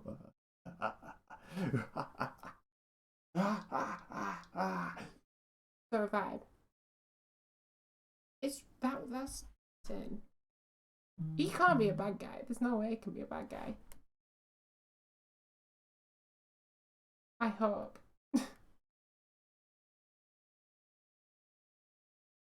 What a twist it would be if he is though.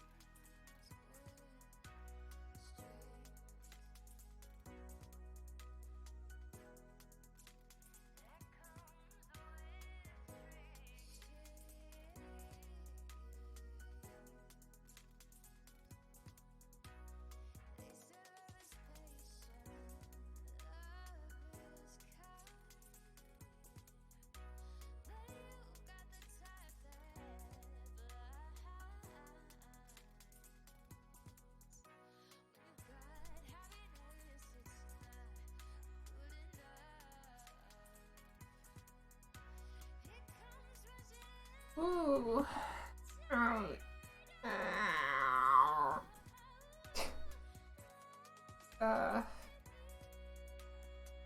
So we can get about an hour into this next case. And then it's probably going to be like the end of, not next week, the week after, when we finish it.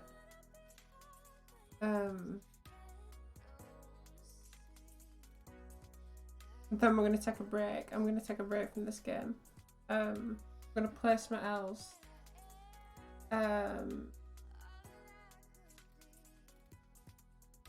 then I don't know how I'm going to approach the second game, but we'll see. I have time to do Fandangle with that, I think.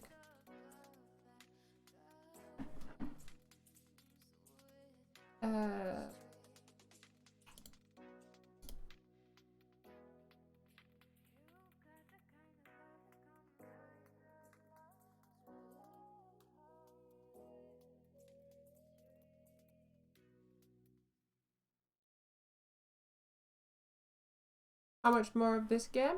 One case. We have this last one. So we have the Hound of the Baskervilles, and then it's finished because the next case after it is episode 1, which is, you know, the the one of the 2 cases that we're apparently the criminal of. Right, we'll start episode 5 now, and we'll go from there.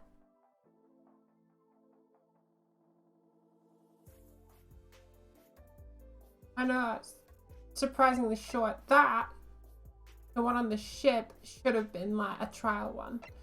The issue is, right, usually you get the first case, which is just a trial. Then you get the second case, which is like, usually it's an investigation and then a day trial. It's just one of each.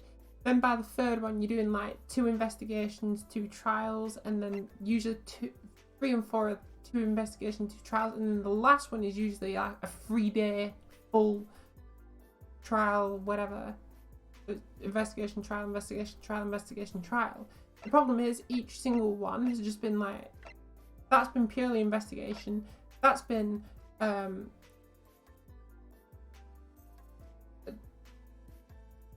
in all honesty, that was literally just a trial.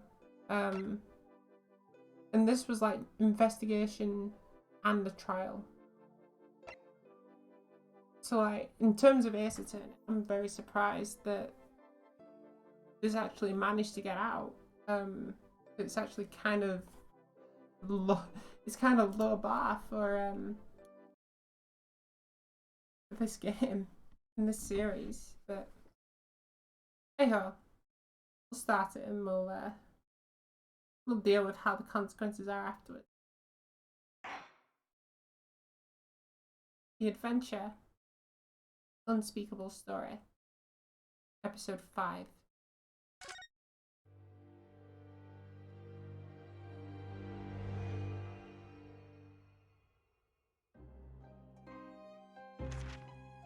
It's coming! Sholmes's cry pierced through the thick wall of fog around us. Wisps of vapor flowed over the pistol as I cocked it, and I waited breathlessly in the stillness. The silence lasted for what seemed an eternity, until, at last, it appeared. From the shadows of the cloud, an enormous beast sprang out upon us. A hound it was, but not such a hound as any mortal has ever seen.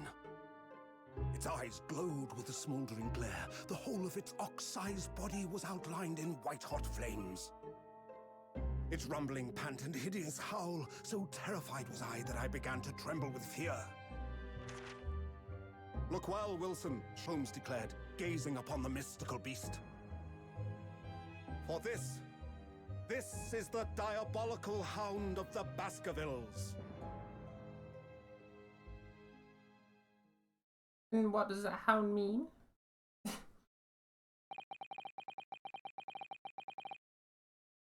Okay.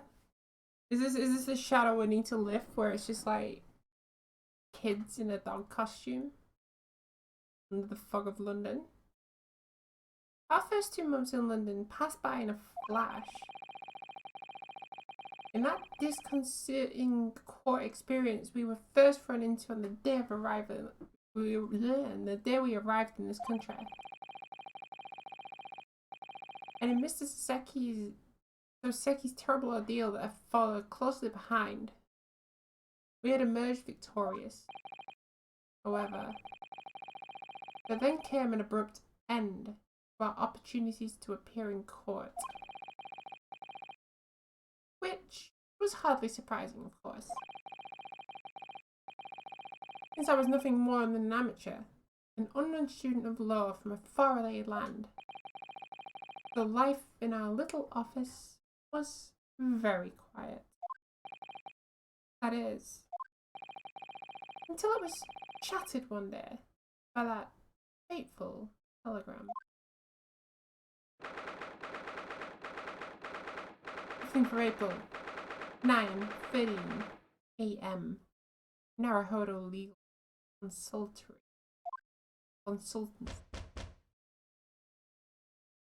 Knock, knock, knock.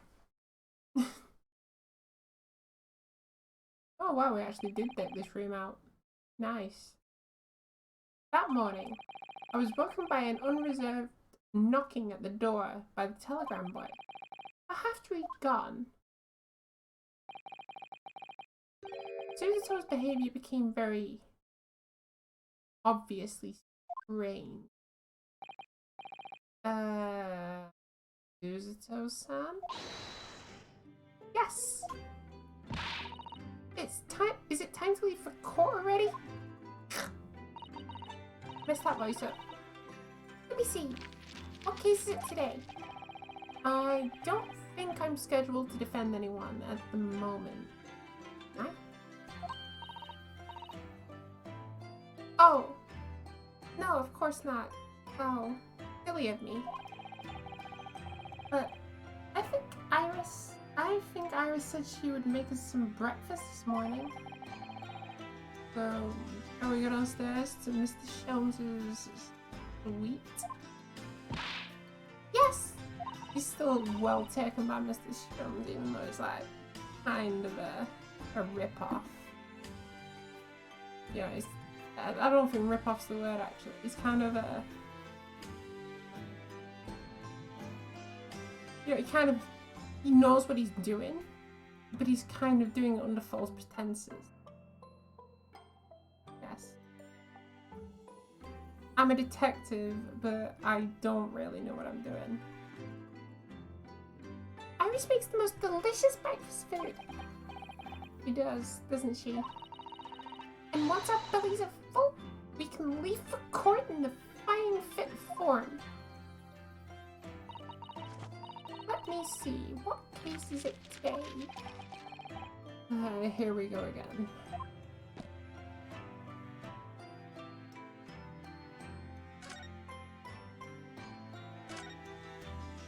Go for the telegram. So, what was it about?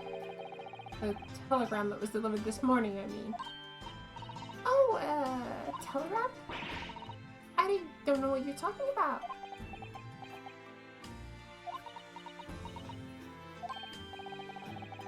Sorry, but you're not gonna get away with it. You're not gonna get away with that. Well, I didn't think I would. Actually, don't give it a moment's thought. It's nothing interesting, boring in fact. It's just a boring old telegram. That's 3 times now that she's tried and failed to convince me that it was nothing.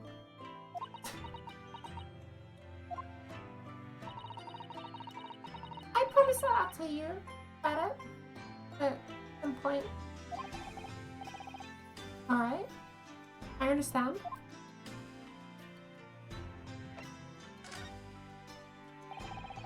I won't tell you about the multiple people tied up in the closet. That's,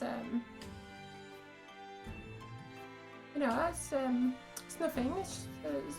It's boring, you know. I suppose Soseki-san will have arrived back, wrong character. I suppose Soseki-san will have arrived back in Japan now, by Awami. Yes, I should think so. He left immediately after that terrible ordeal. Which would mean he should be have completed the voyage already, or be just a few days away.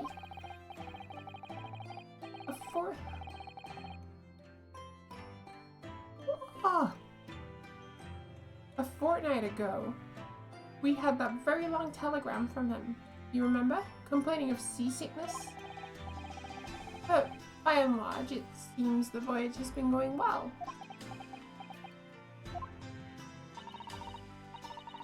Is something wrong that I heard of said?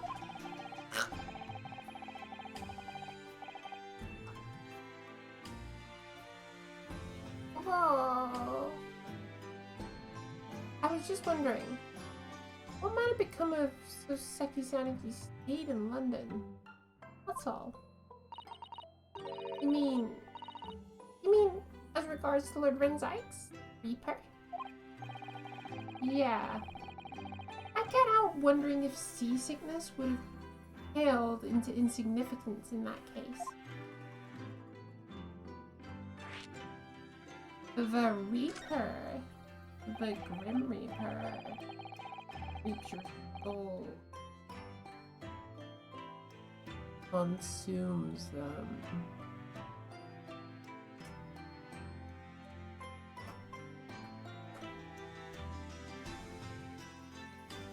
What is it they say? That no one who stands at dock can be saved from the Reaper, right?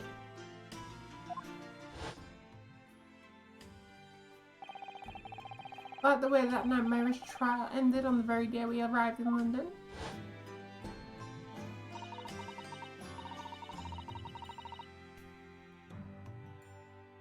Even 2 months on, the cause of that dreadful fire is still a mystery. Yeah, at least Saseki-san is safely out of the country now. Presumably, that means. But the curse of the Reaper can only take effect within the confines of the city of London, perhaps. Even if that's the case, it's little comfort. I have a terrible sense of foreboding. The legend of the Reaper is to be believed. It would mean he wields the sword of justice himself. Come to think of it, I wonder what has been up. I wonder what he's been up to these past 2 months.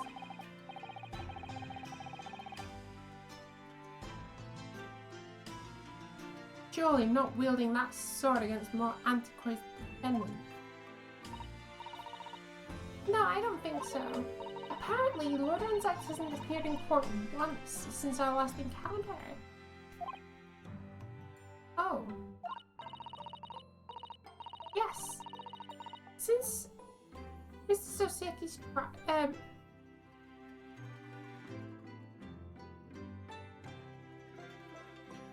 Since Mr. Soseki's trial, he's withdrawn from judicial service again. Really? Just like before, when he wasn't seen in court at all for several years.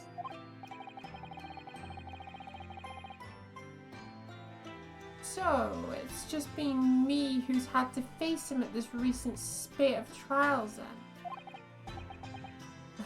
Just my luck.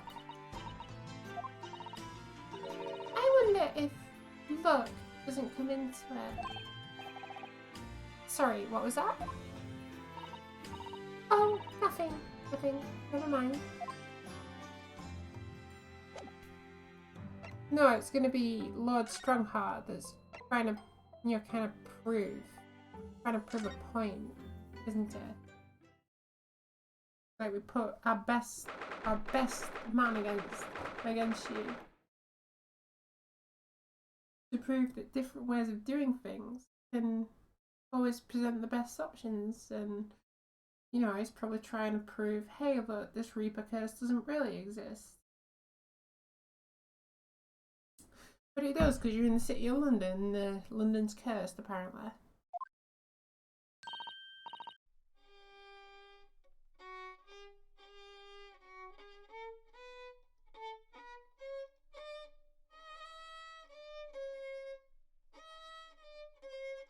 Please stop.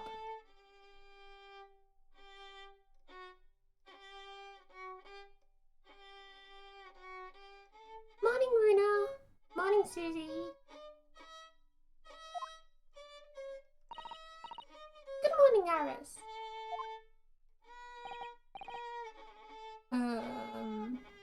Iris? What is it, Runa? What is that terrible noise? Feels like a cat being strangled.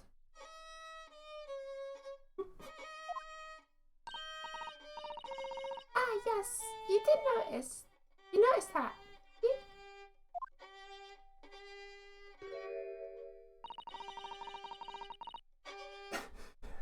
I knew it.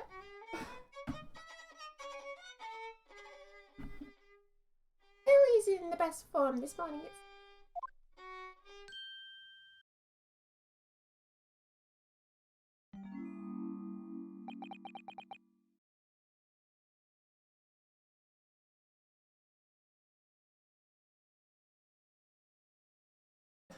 I was actually fairly unsure if that was the game music or not. That is some actually brilliant. Actually brilliant.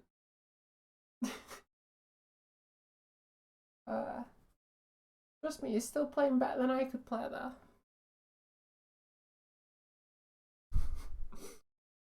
Hello. Hello, Mr. Sholmes. Good morning.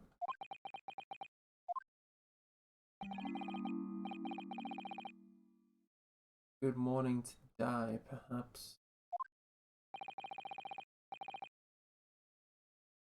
Oh, that was poor timing with that.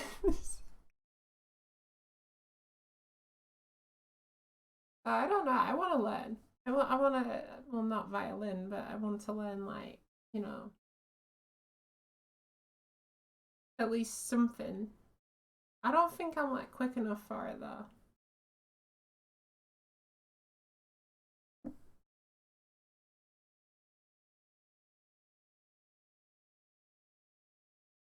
Has something happened, Mr. Sholmes? You look miserable, and the way you were playing the violin before. Hmm? My analytical mind is dead. Music is dead. The world is dead. Damn this blanched existence. That's all it is, dear fellow.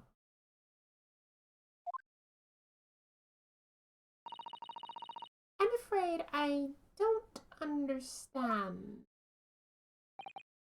Well, Iris, isn't it time 8?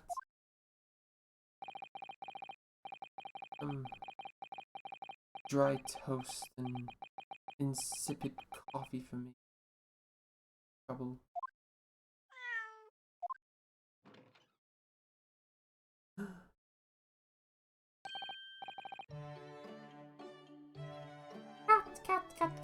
Cut.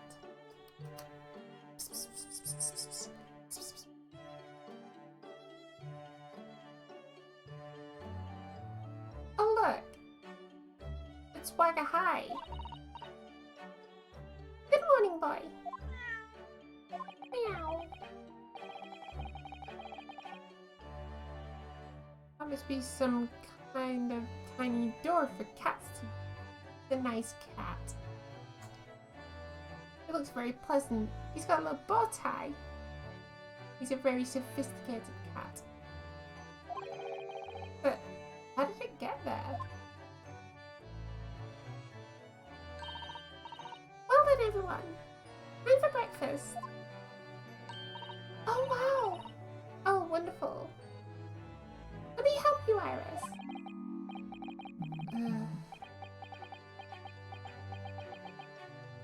It would indeed be a fine day to die.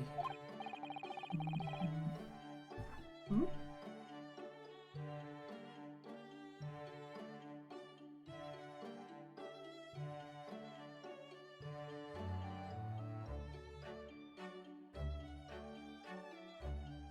Ah. I knew something looked different.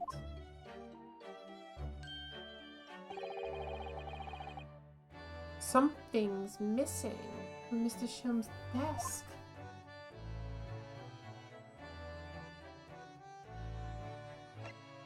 Oh yeah, because this is gonna be a...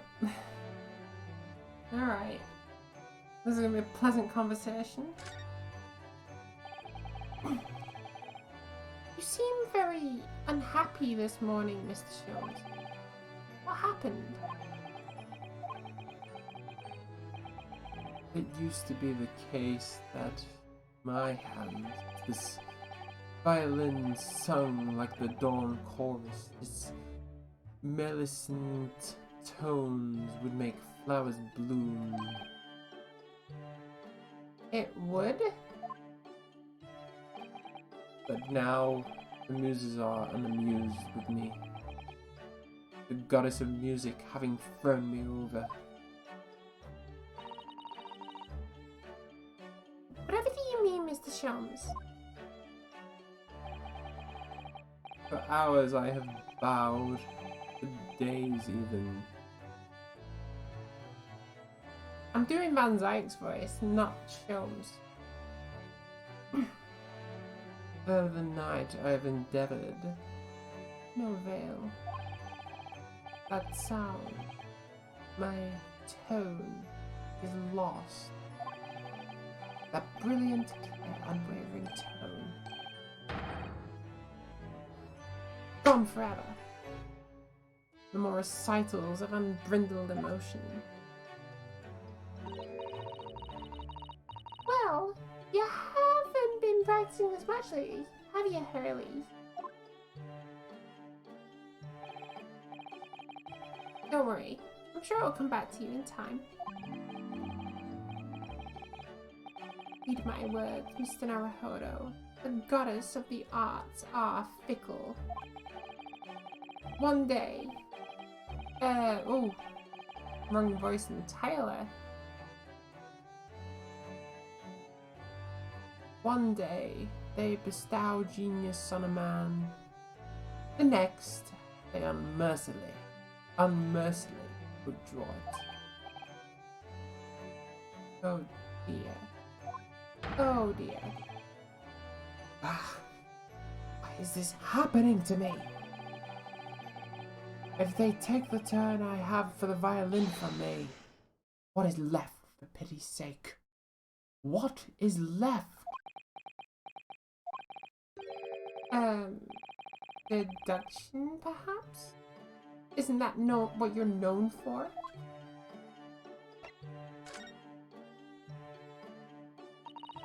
Mr. Shums, I don't like to pry, but... your desk looks rather empty today. Well done, Mr. Observation. Those do you credit. Oh no, Mr. Shums, they're pale and insignificant when compared to yours. You'd struggle not to notice, wouldn't you? You mean Hurley's great analytical scope? Analytiscope? That's at Windy Banks now. Sorry, is that a Windy Bank? No, Windy Banks, the pawnbrokery.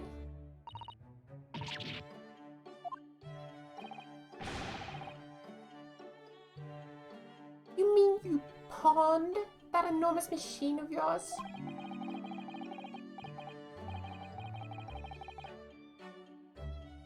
It had some considerable value. It had some considerable value, you see. Quite undeservingly.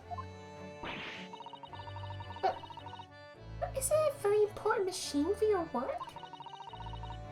I do wish you had consulted us if your situation had become so desperate. I should have gladly passed you what little income I have to you. Dear madam, things are far from desperate. But the pawnbrokery has your wonderful machine, and how can it be anything but desperate? Making use of a pawnbrokery is quite ordinary here in London, I assure you. It is. Doesn't sound ordinary at all.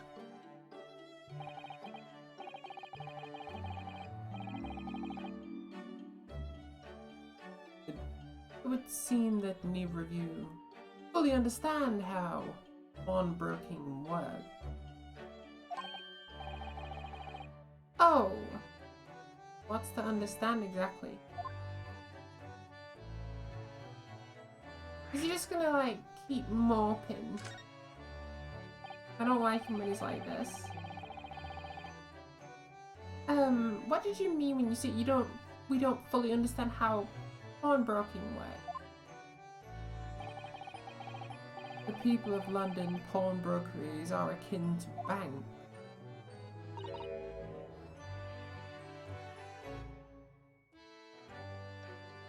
Banks?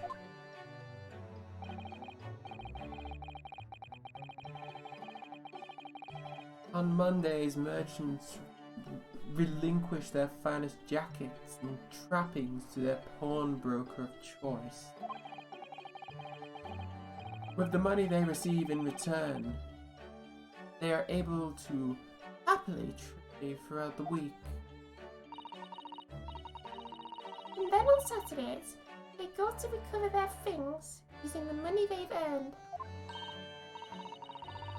I had no idea. This has been a fascinating lesson for us. Everybody does it. See, especially people in inner London. Should they have the money to spare, they would purchase another fine jacket.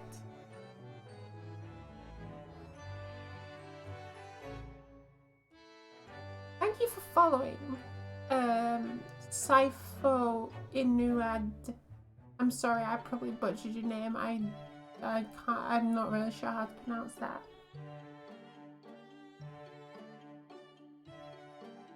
Saifranude. Or Saifro Inude. Let me read it off here rather than in capitals. Saifranude. It's all good. Got it. Ah. Great. I snapped my neck in the process. How are you today? I'm hoping you're not like this gentleman. He's not very happy.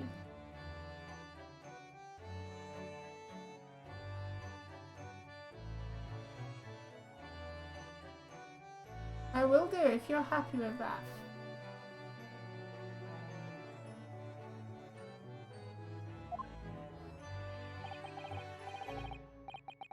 Not to wear, obviously, but to pawn, should the need arise.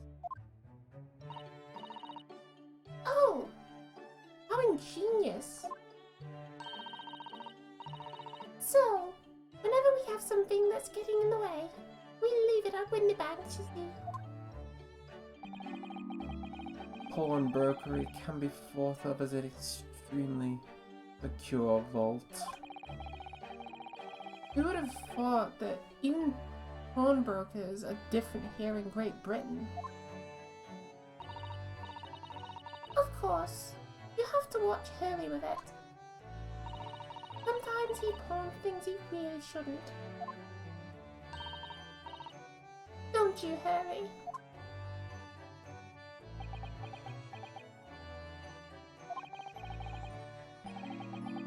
What does it matter?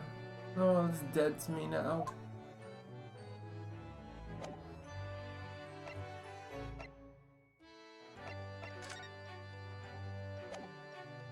Okay.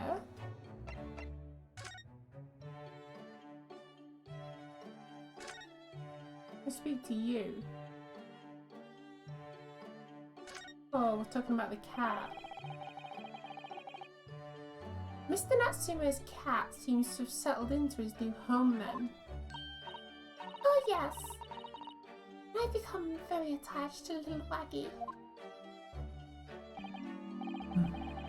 It appears previous owner has completely forgotten to him. That's unfeeling creature. The mews are empty, the hearts of the muses. If Mr. Natsume has no intention of taking Waggy back to Japan, I wonder why he kept him here in the first place. I expect he would have taken him if he could. But pets are strictly forbidden aboard steamships in our experience.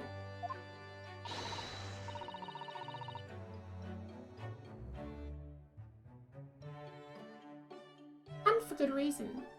Terrible things can happen if the rules of passage are not obeyed.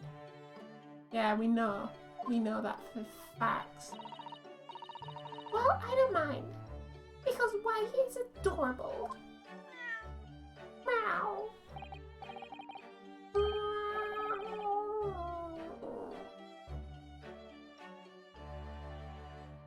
Adorable.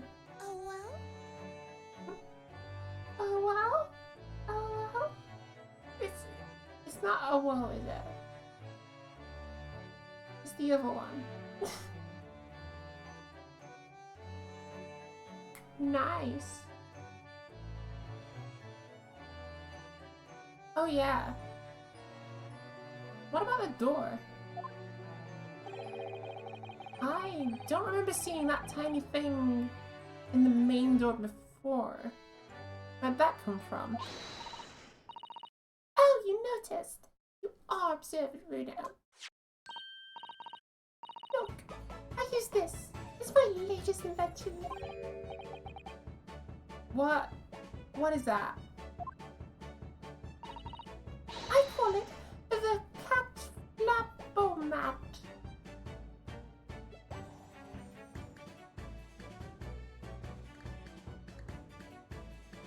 Okay, I won't dwell on that. Gosh, a machine for making doors just for cats?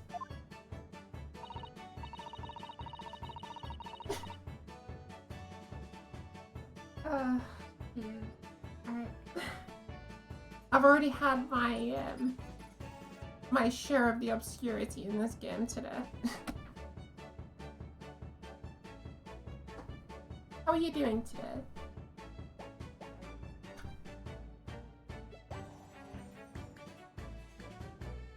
That's right. It can make a cat flap for a little furry friend like Waggy in a second. And it can do it in any door at all, no matter what it's made of. It's very powerful, you see. Wouldn't it have been quicker just to make the cat flap rather than making this machine to make the cat flap? Well, yes, maybe. But now I can make cat flaps anywhere I want. Oh, I think it's wonderful. You must make one for us in the door to our office upstairs, Iris.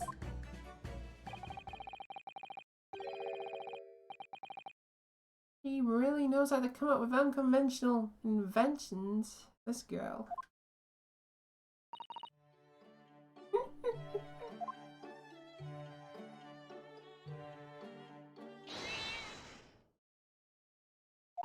The cat's found something. Oh, what was that? Wagga high?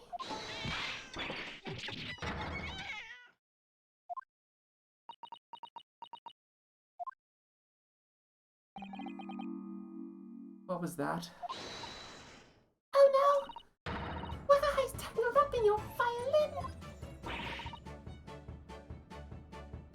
I think he thinks it's a toy.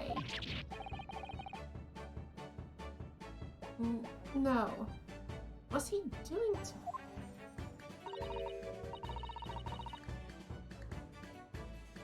Oh dear. Mr. Sherman's precious violin. Why should I care? What? Shouldn't be surprised.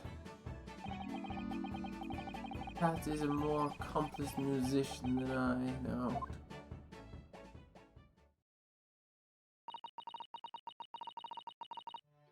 Mr. Sholmes really is in poor spirit, isn't he? Well, anyway, I put it back where it lives, shall I hurry?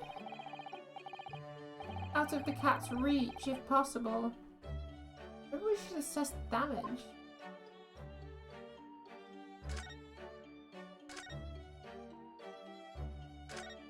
Let's have a proper look. So this is the violin, is it?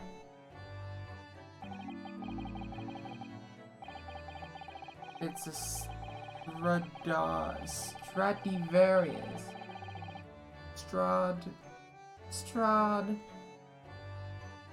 Whatever that word is. One of the finest violins in the world, made by the renowned Italian luthier Antonio Stradivari. Stradivarius. We got the word in the end. Oh, I see. It doesn't really look like anything special to me. I happened upon it covered in dust, languishing in a pawn shop down a nondescript back alley. The broker had no idea of its value, though I was able to pay for a 55 shilling. How honorable of you. And until today, it had been my faithful companion in every great Paganini-inspired performance I have made. I ask you, is there any reason to live in a world devoid of music? To tolerate this blanched existence? No. There is none.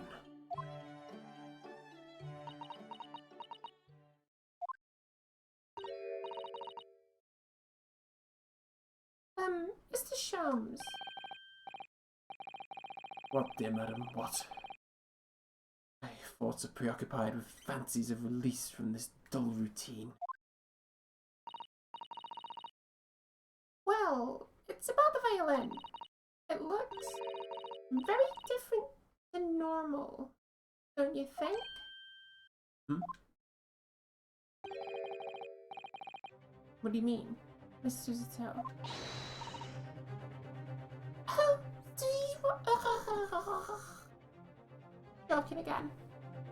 Joking.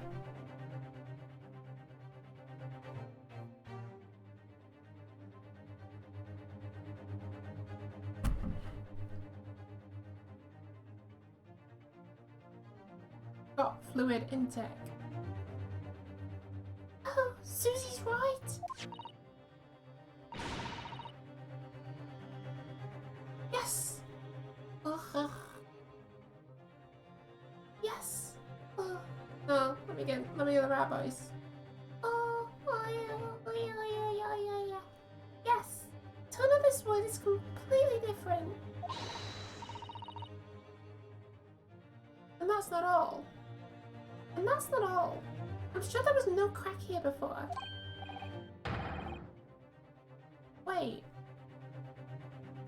It's not even the right size, is it? What's this?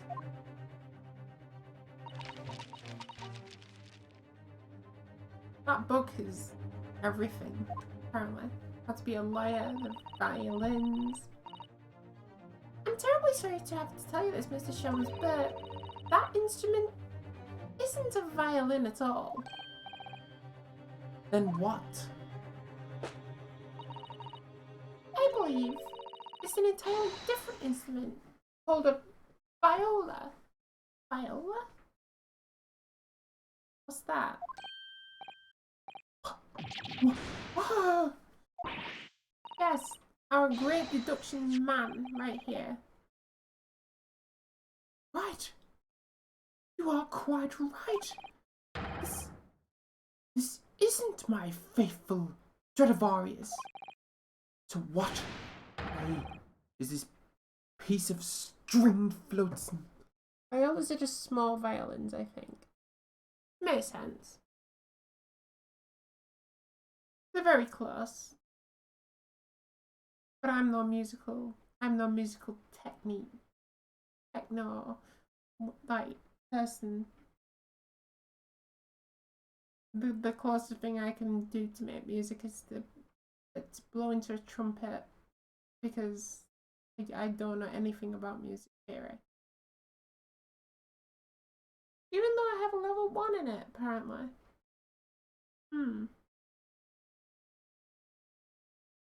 Saying that, I have a level 1 in French, and the only word I know is bonjour and au revoir.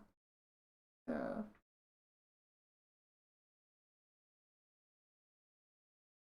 British education.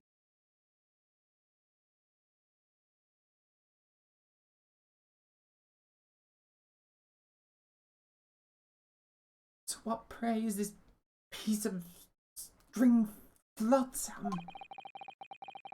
Not your faithful performing partner, then. Ah, I see what must have happened. You do, Paris? This is just a simple mix-up. Sounds like Iris might be able to tell us exactly what happened if we ask her.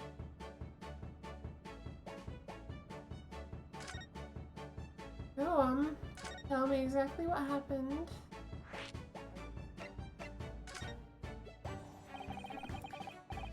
What did you mean by a mix-up, Iris? Well, you see, this violin... Let me put the right voice on.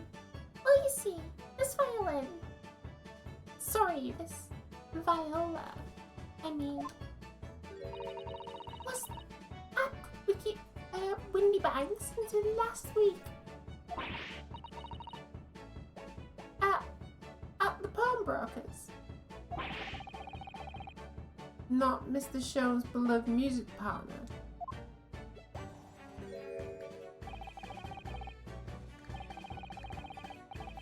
His mood's picking up.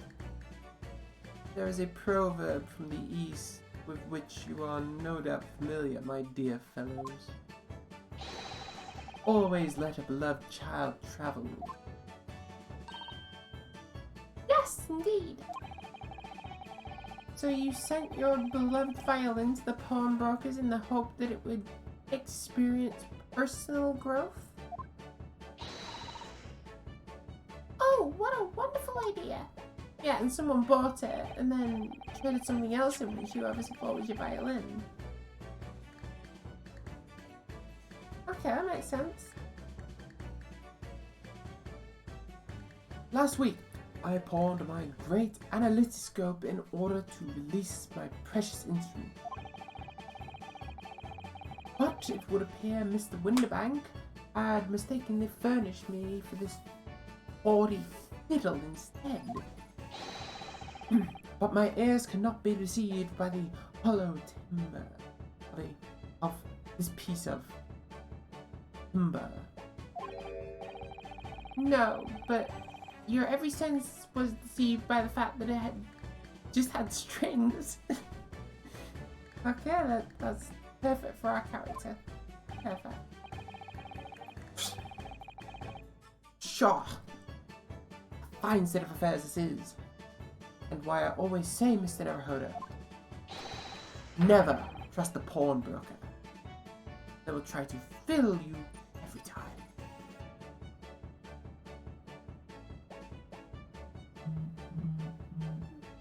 You obviously don't. That's the issue.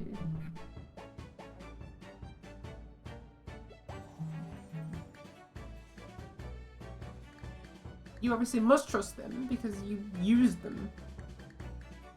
Yeah? Jeez.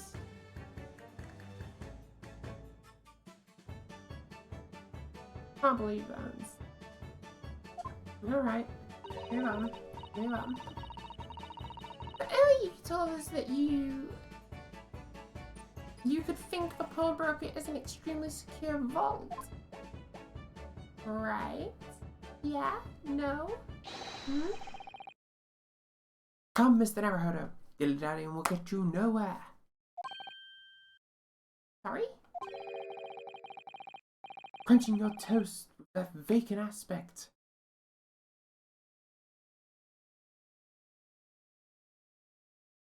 Caressing your coffee so obtusely. Are you not a little embarrassed by your own conduct, considering the urgency which we are faced? We must visit Miss... We must visit Mr. Windybank's bakery at once. That's right, isn't it, Mr. Shums? Precisely, Mr. St. We've had a moment's delay. But I haven't finished my bacon and eggs. My dear fellow, surely you do not still intend to crunch your bacon with an increasingly vacant aspect to fetch your eggs even more obtusely. Alright, say no more. Let's go then. Don't worry, Bruno. I'd be happy to eat it up again for you later. Oh, thank you, Iris. It happens. I'm actually rather curious to see what a British pawnbroker looks like.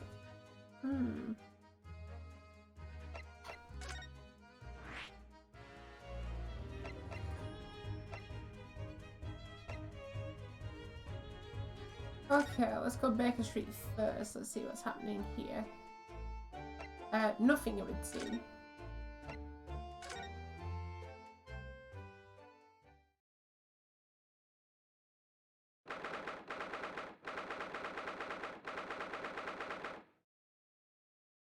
Okay.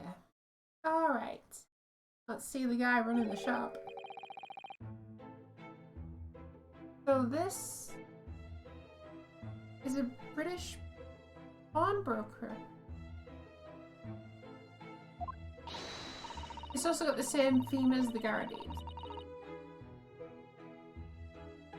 Oh my! There are all sorts of tools and contraptions in here that I've never even laid eyes on. Ah, Susan so sad, and that spark of wonder in your eyes. You can't wait to scour the shelves, can you? I get the impression you enjoy places like this. Oh yes! No, that's not right. Oh yeah! I don't know why, but it's such a lot of things I don't understand. It's a real thrill for me. My dear fellows, let us not forget why we are here. Oh, Mr. Shums! We are calling on matters of business, not pleasure. And clearly... Keep leaving myself in Mr. Shum's voice. And clearly, Mr. Shum's means business. Business too, judging from the spark of fury in his eyes. Oh, Mr. Sholmes, welcome back.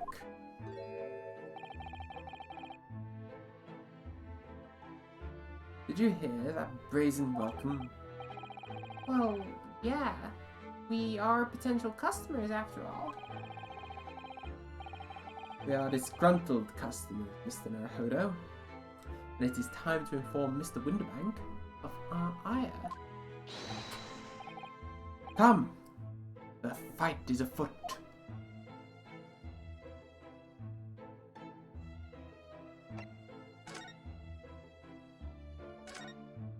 Let's ask about the violin. Naturally, you will recall this, which I retrieved from you some days ago. Yes. This second-rate fiddle is not my faithful instrument, Mr. Windybank. The colour of the wood is different, it has holes in it, not even the same size. A wonderful summary of our observations, Mr. Shelms.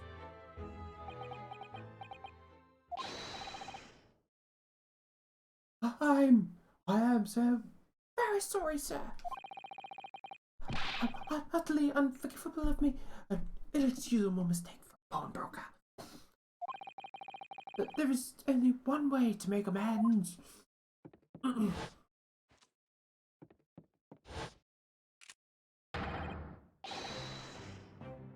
Alright. Alright. I see this as a fair trade.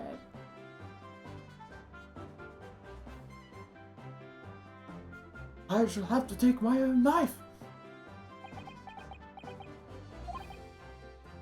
I don't think that will be necessary. Do you?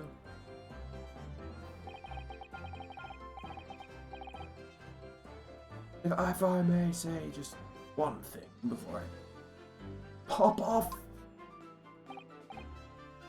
Yes. It was you, sir.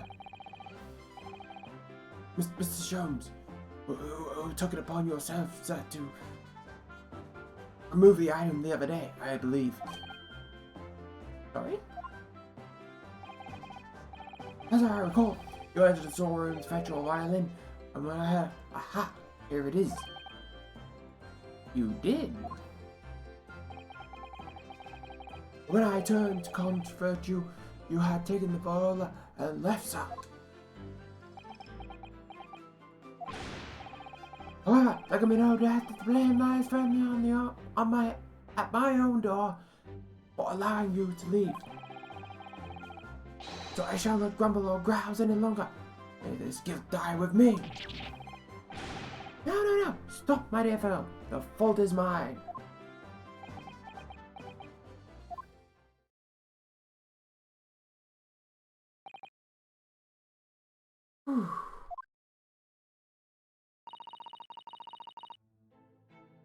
Would appear the fight is over.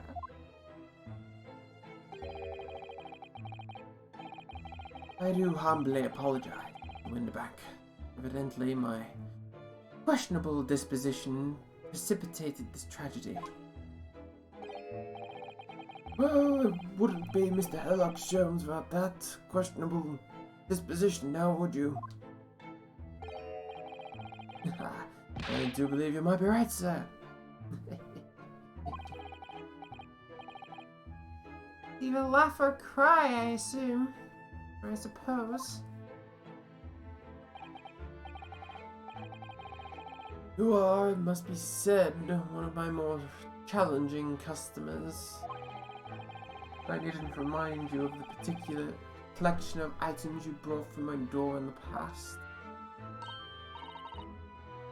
Oh, peculiar items? In the extreme, for example, the unpublished manuscript of a bonus work, the novels of Herlock Sholmes or some such. Oh my! A new fully fledged novel? Unpublished? A story I have yet to read, you mean? Forgive me! Wait, before you die, you must tell me more. Oh yeah, just, don't care about the guy's life, just...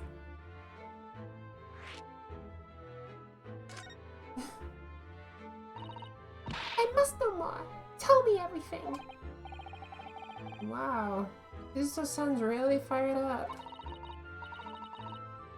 Is there really an unpublished story under this very roof?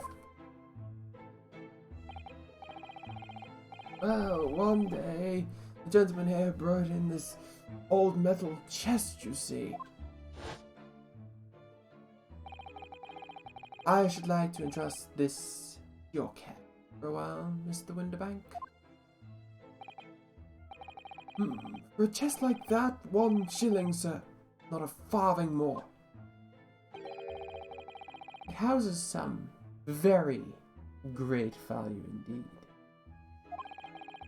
The latest manuscript, recounting the adventures of one Mr. Herlock Sholmes. He obviously thinks very highly of himself.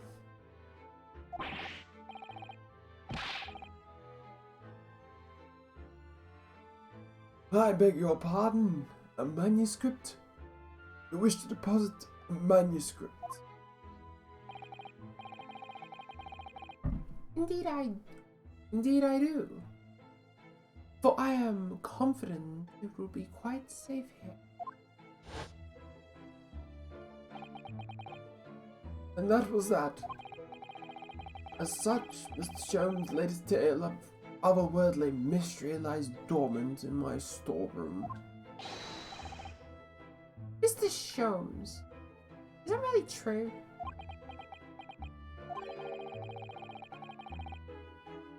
Do I sense that someone doesn't want to talk about this? I continue to pay your fee, do I not? And I then kindly continue to store my belongings securely. Of course. The savings are with me, I assure you, on my own life. This is all very strange. Yeah, just a tad. Let's talk about the pawnbroker then. I wonder, could I ask you something? The gentleman from the east, I see.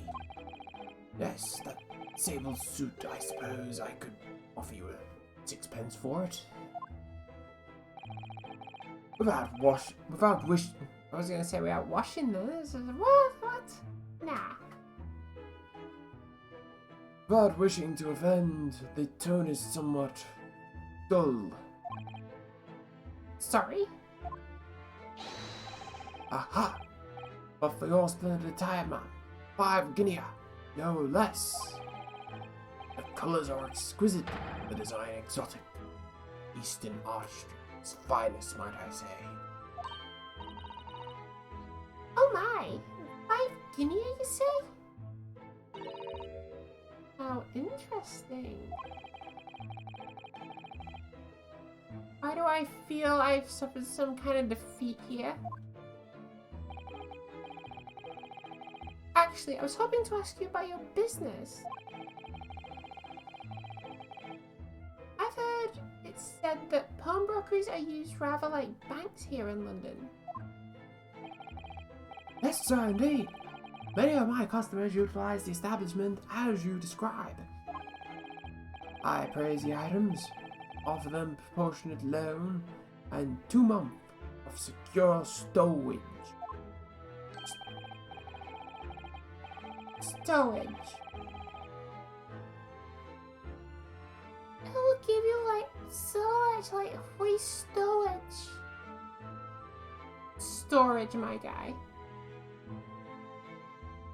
If in that time they repay the original sum to me plus some agreed interest, the items are happily returned. But what happens if they don't pay you the money? Then the items are offered for sale in my shop, as you can see on the shelves behind me. So you never sell the items before the 2 months have passed then? That's right, Mom, that's right. Which means some considerable responsibility rests on my shoulders. Should a customer's precious belongings be lost, the only recompense for me is to end it all. The very idea, Mr. Winterback, is an absurdity. One should never talk of one's demise so casually. Says the man who's telling us it was a good day to die only this morning. Exactly. Exactly. Don't be a hypocrite, Mr. Sholmes. And let us not forget that I have already helped you take measures to ensure such tragedy never occurs. Oh? What sort of measures? I engineered a simple device which Mr. Winterbank has installed here in his shop. I call it the red-handed recorder. Is that not so, Mr. Winterbank? Aha. What was that deep sigh about? You know, something like it doesn't work. What on earth is a red-handed recorder? Use your eyes, my dear fellow. There are 2 just below the ceiling.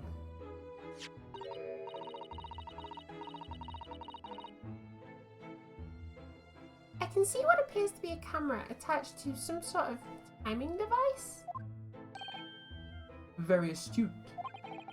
It is indeed a camera furnished with some 100 pieces of celluloid film. And every 30 minutes precisely, the camera automatically records the appearance of the shop. Here, I have an example I can show you.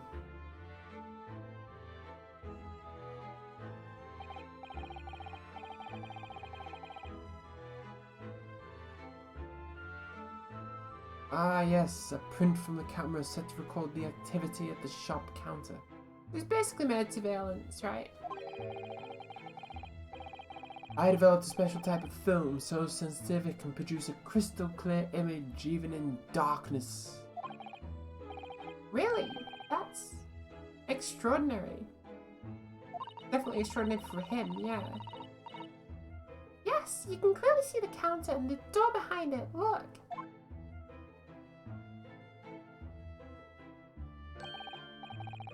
So you see, were someone to enter the premises with ill intent, his identity would be similarly exposed.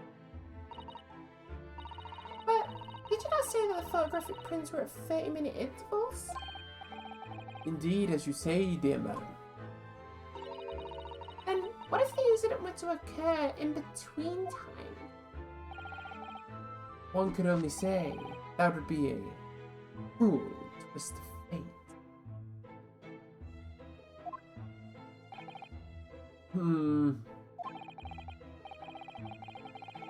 I must confess your device has been giving me some cause for distress of late.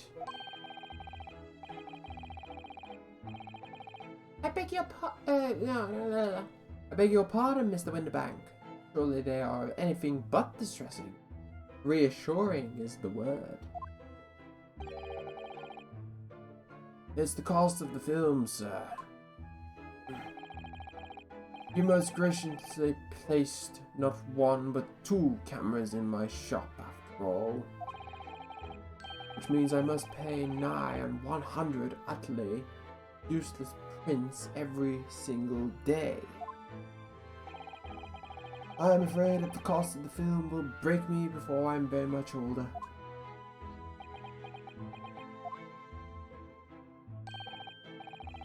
Nevertheless, a small price to pay to ensure the safety of my preferred pawnbroker, eh? No? My dear fellows, we verge on an age where safety and security comes at it. Oh, heavens help us. Surely you can put it on like some form of like tripwire sort of thing. Now then, Mr. Sholmes, allow me to return your precious violin. A very different violin, I'll give him that. Ah, the very thing. Thank you, Mr. Winterbank. Perhaps this might mark the end of the peculiar items you try to pop, Because if anything were to happen to one of them, this would be the only answer.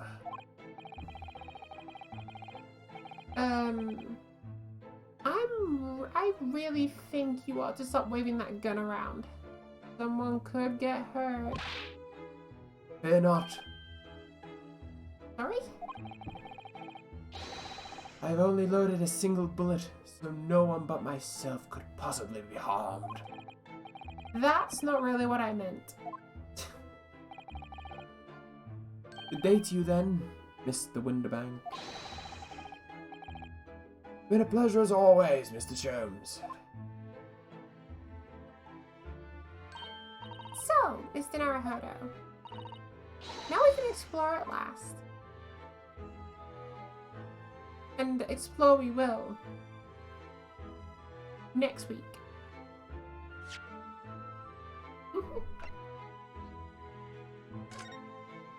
Do we want to save our current progress? We do.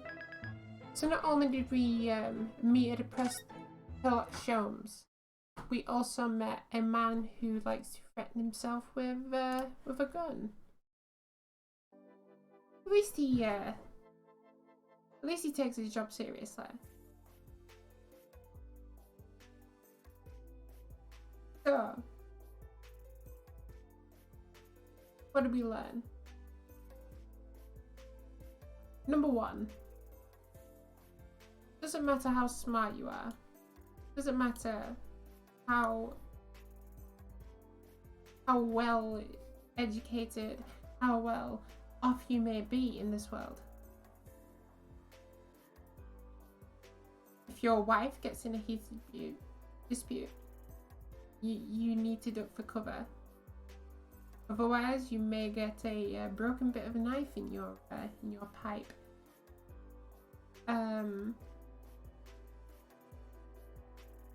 What else? Never pawn a violin or any precious item that may be duplicated or look very similar. It may cause you great distress. And I think finally, the last lesson we should take from is that love conquers all. That is still the most unreasonable thing I've ever seen in this series. Oh yeah, there's something like... Oh no, I've stepped out of place. This is the only way. I breathed wrong. I took a breath when I shouldn't have. Oh no. I don't know, I feel like he's going to be like a prime character for this case. Kind of interesting. It's going to be something to do with that novel that he's hiding, I think. But yeah, that was the end of case 4 and the start of case 5. Ta-da, I guess. Yeah, we're going to end off at this point. I feel like that's a good point to end off at.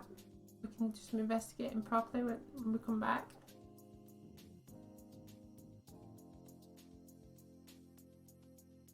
But every week, every single day, there are lessons we learn, lessons that we can take from all of these games. All these experiences.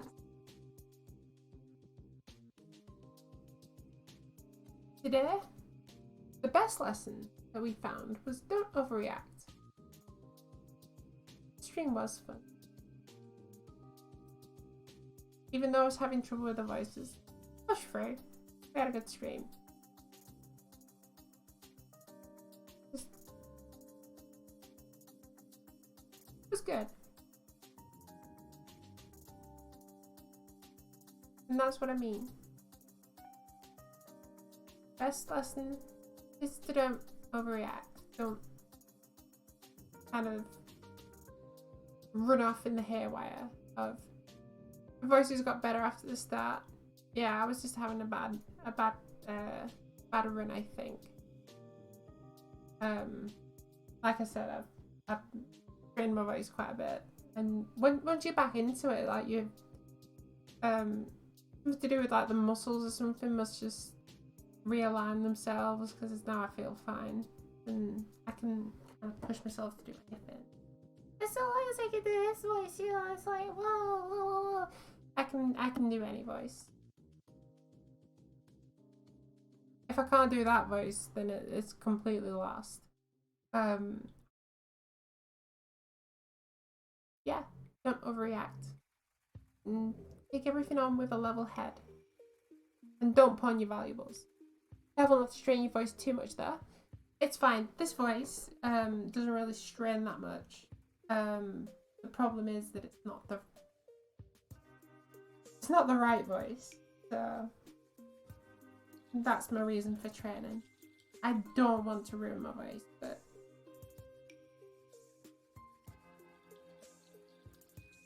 I'll keep working on it.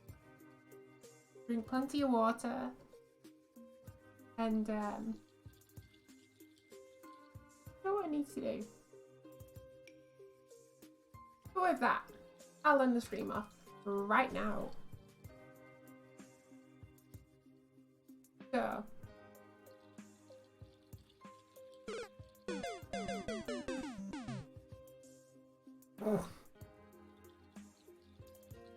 Exactly. Exactly. That's where I'm about to head off to. Why's that ass sleep sound? Off to bed I go. I wish you all a wonderful, wonderful rest of your day. Pleasant dreams when you also marry your death. And,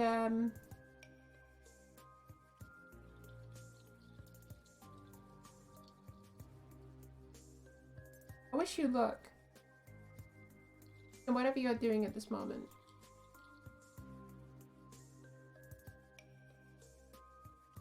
Whether it's just living, projects, even just some work. I wish you luck in what you're doing. And I wish you the very best. And with that, I'm out of here. Thank you very much. I wish you a wonderful, wonderful night. I'll move myself back into position for a Friday. Have a wonderful day.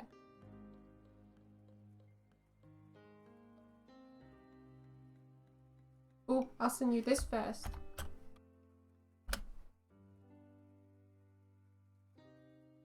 Nice.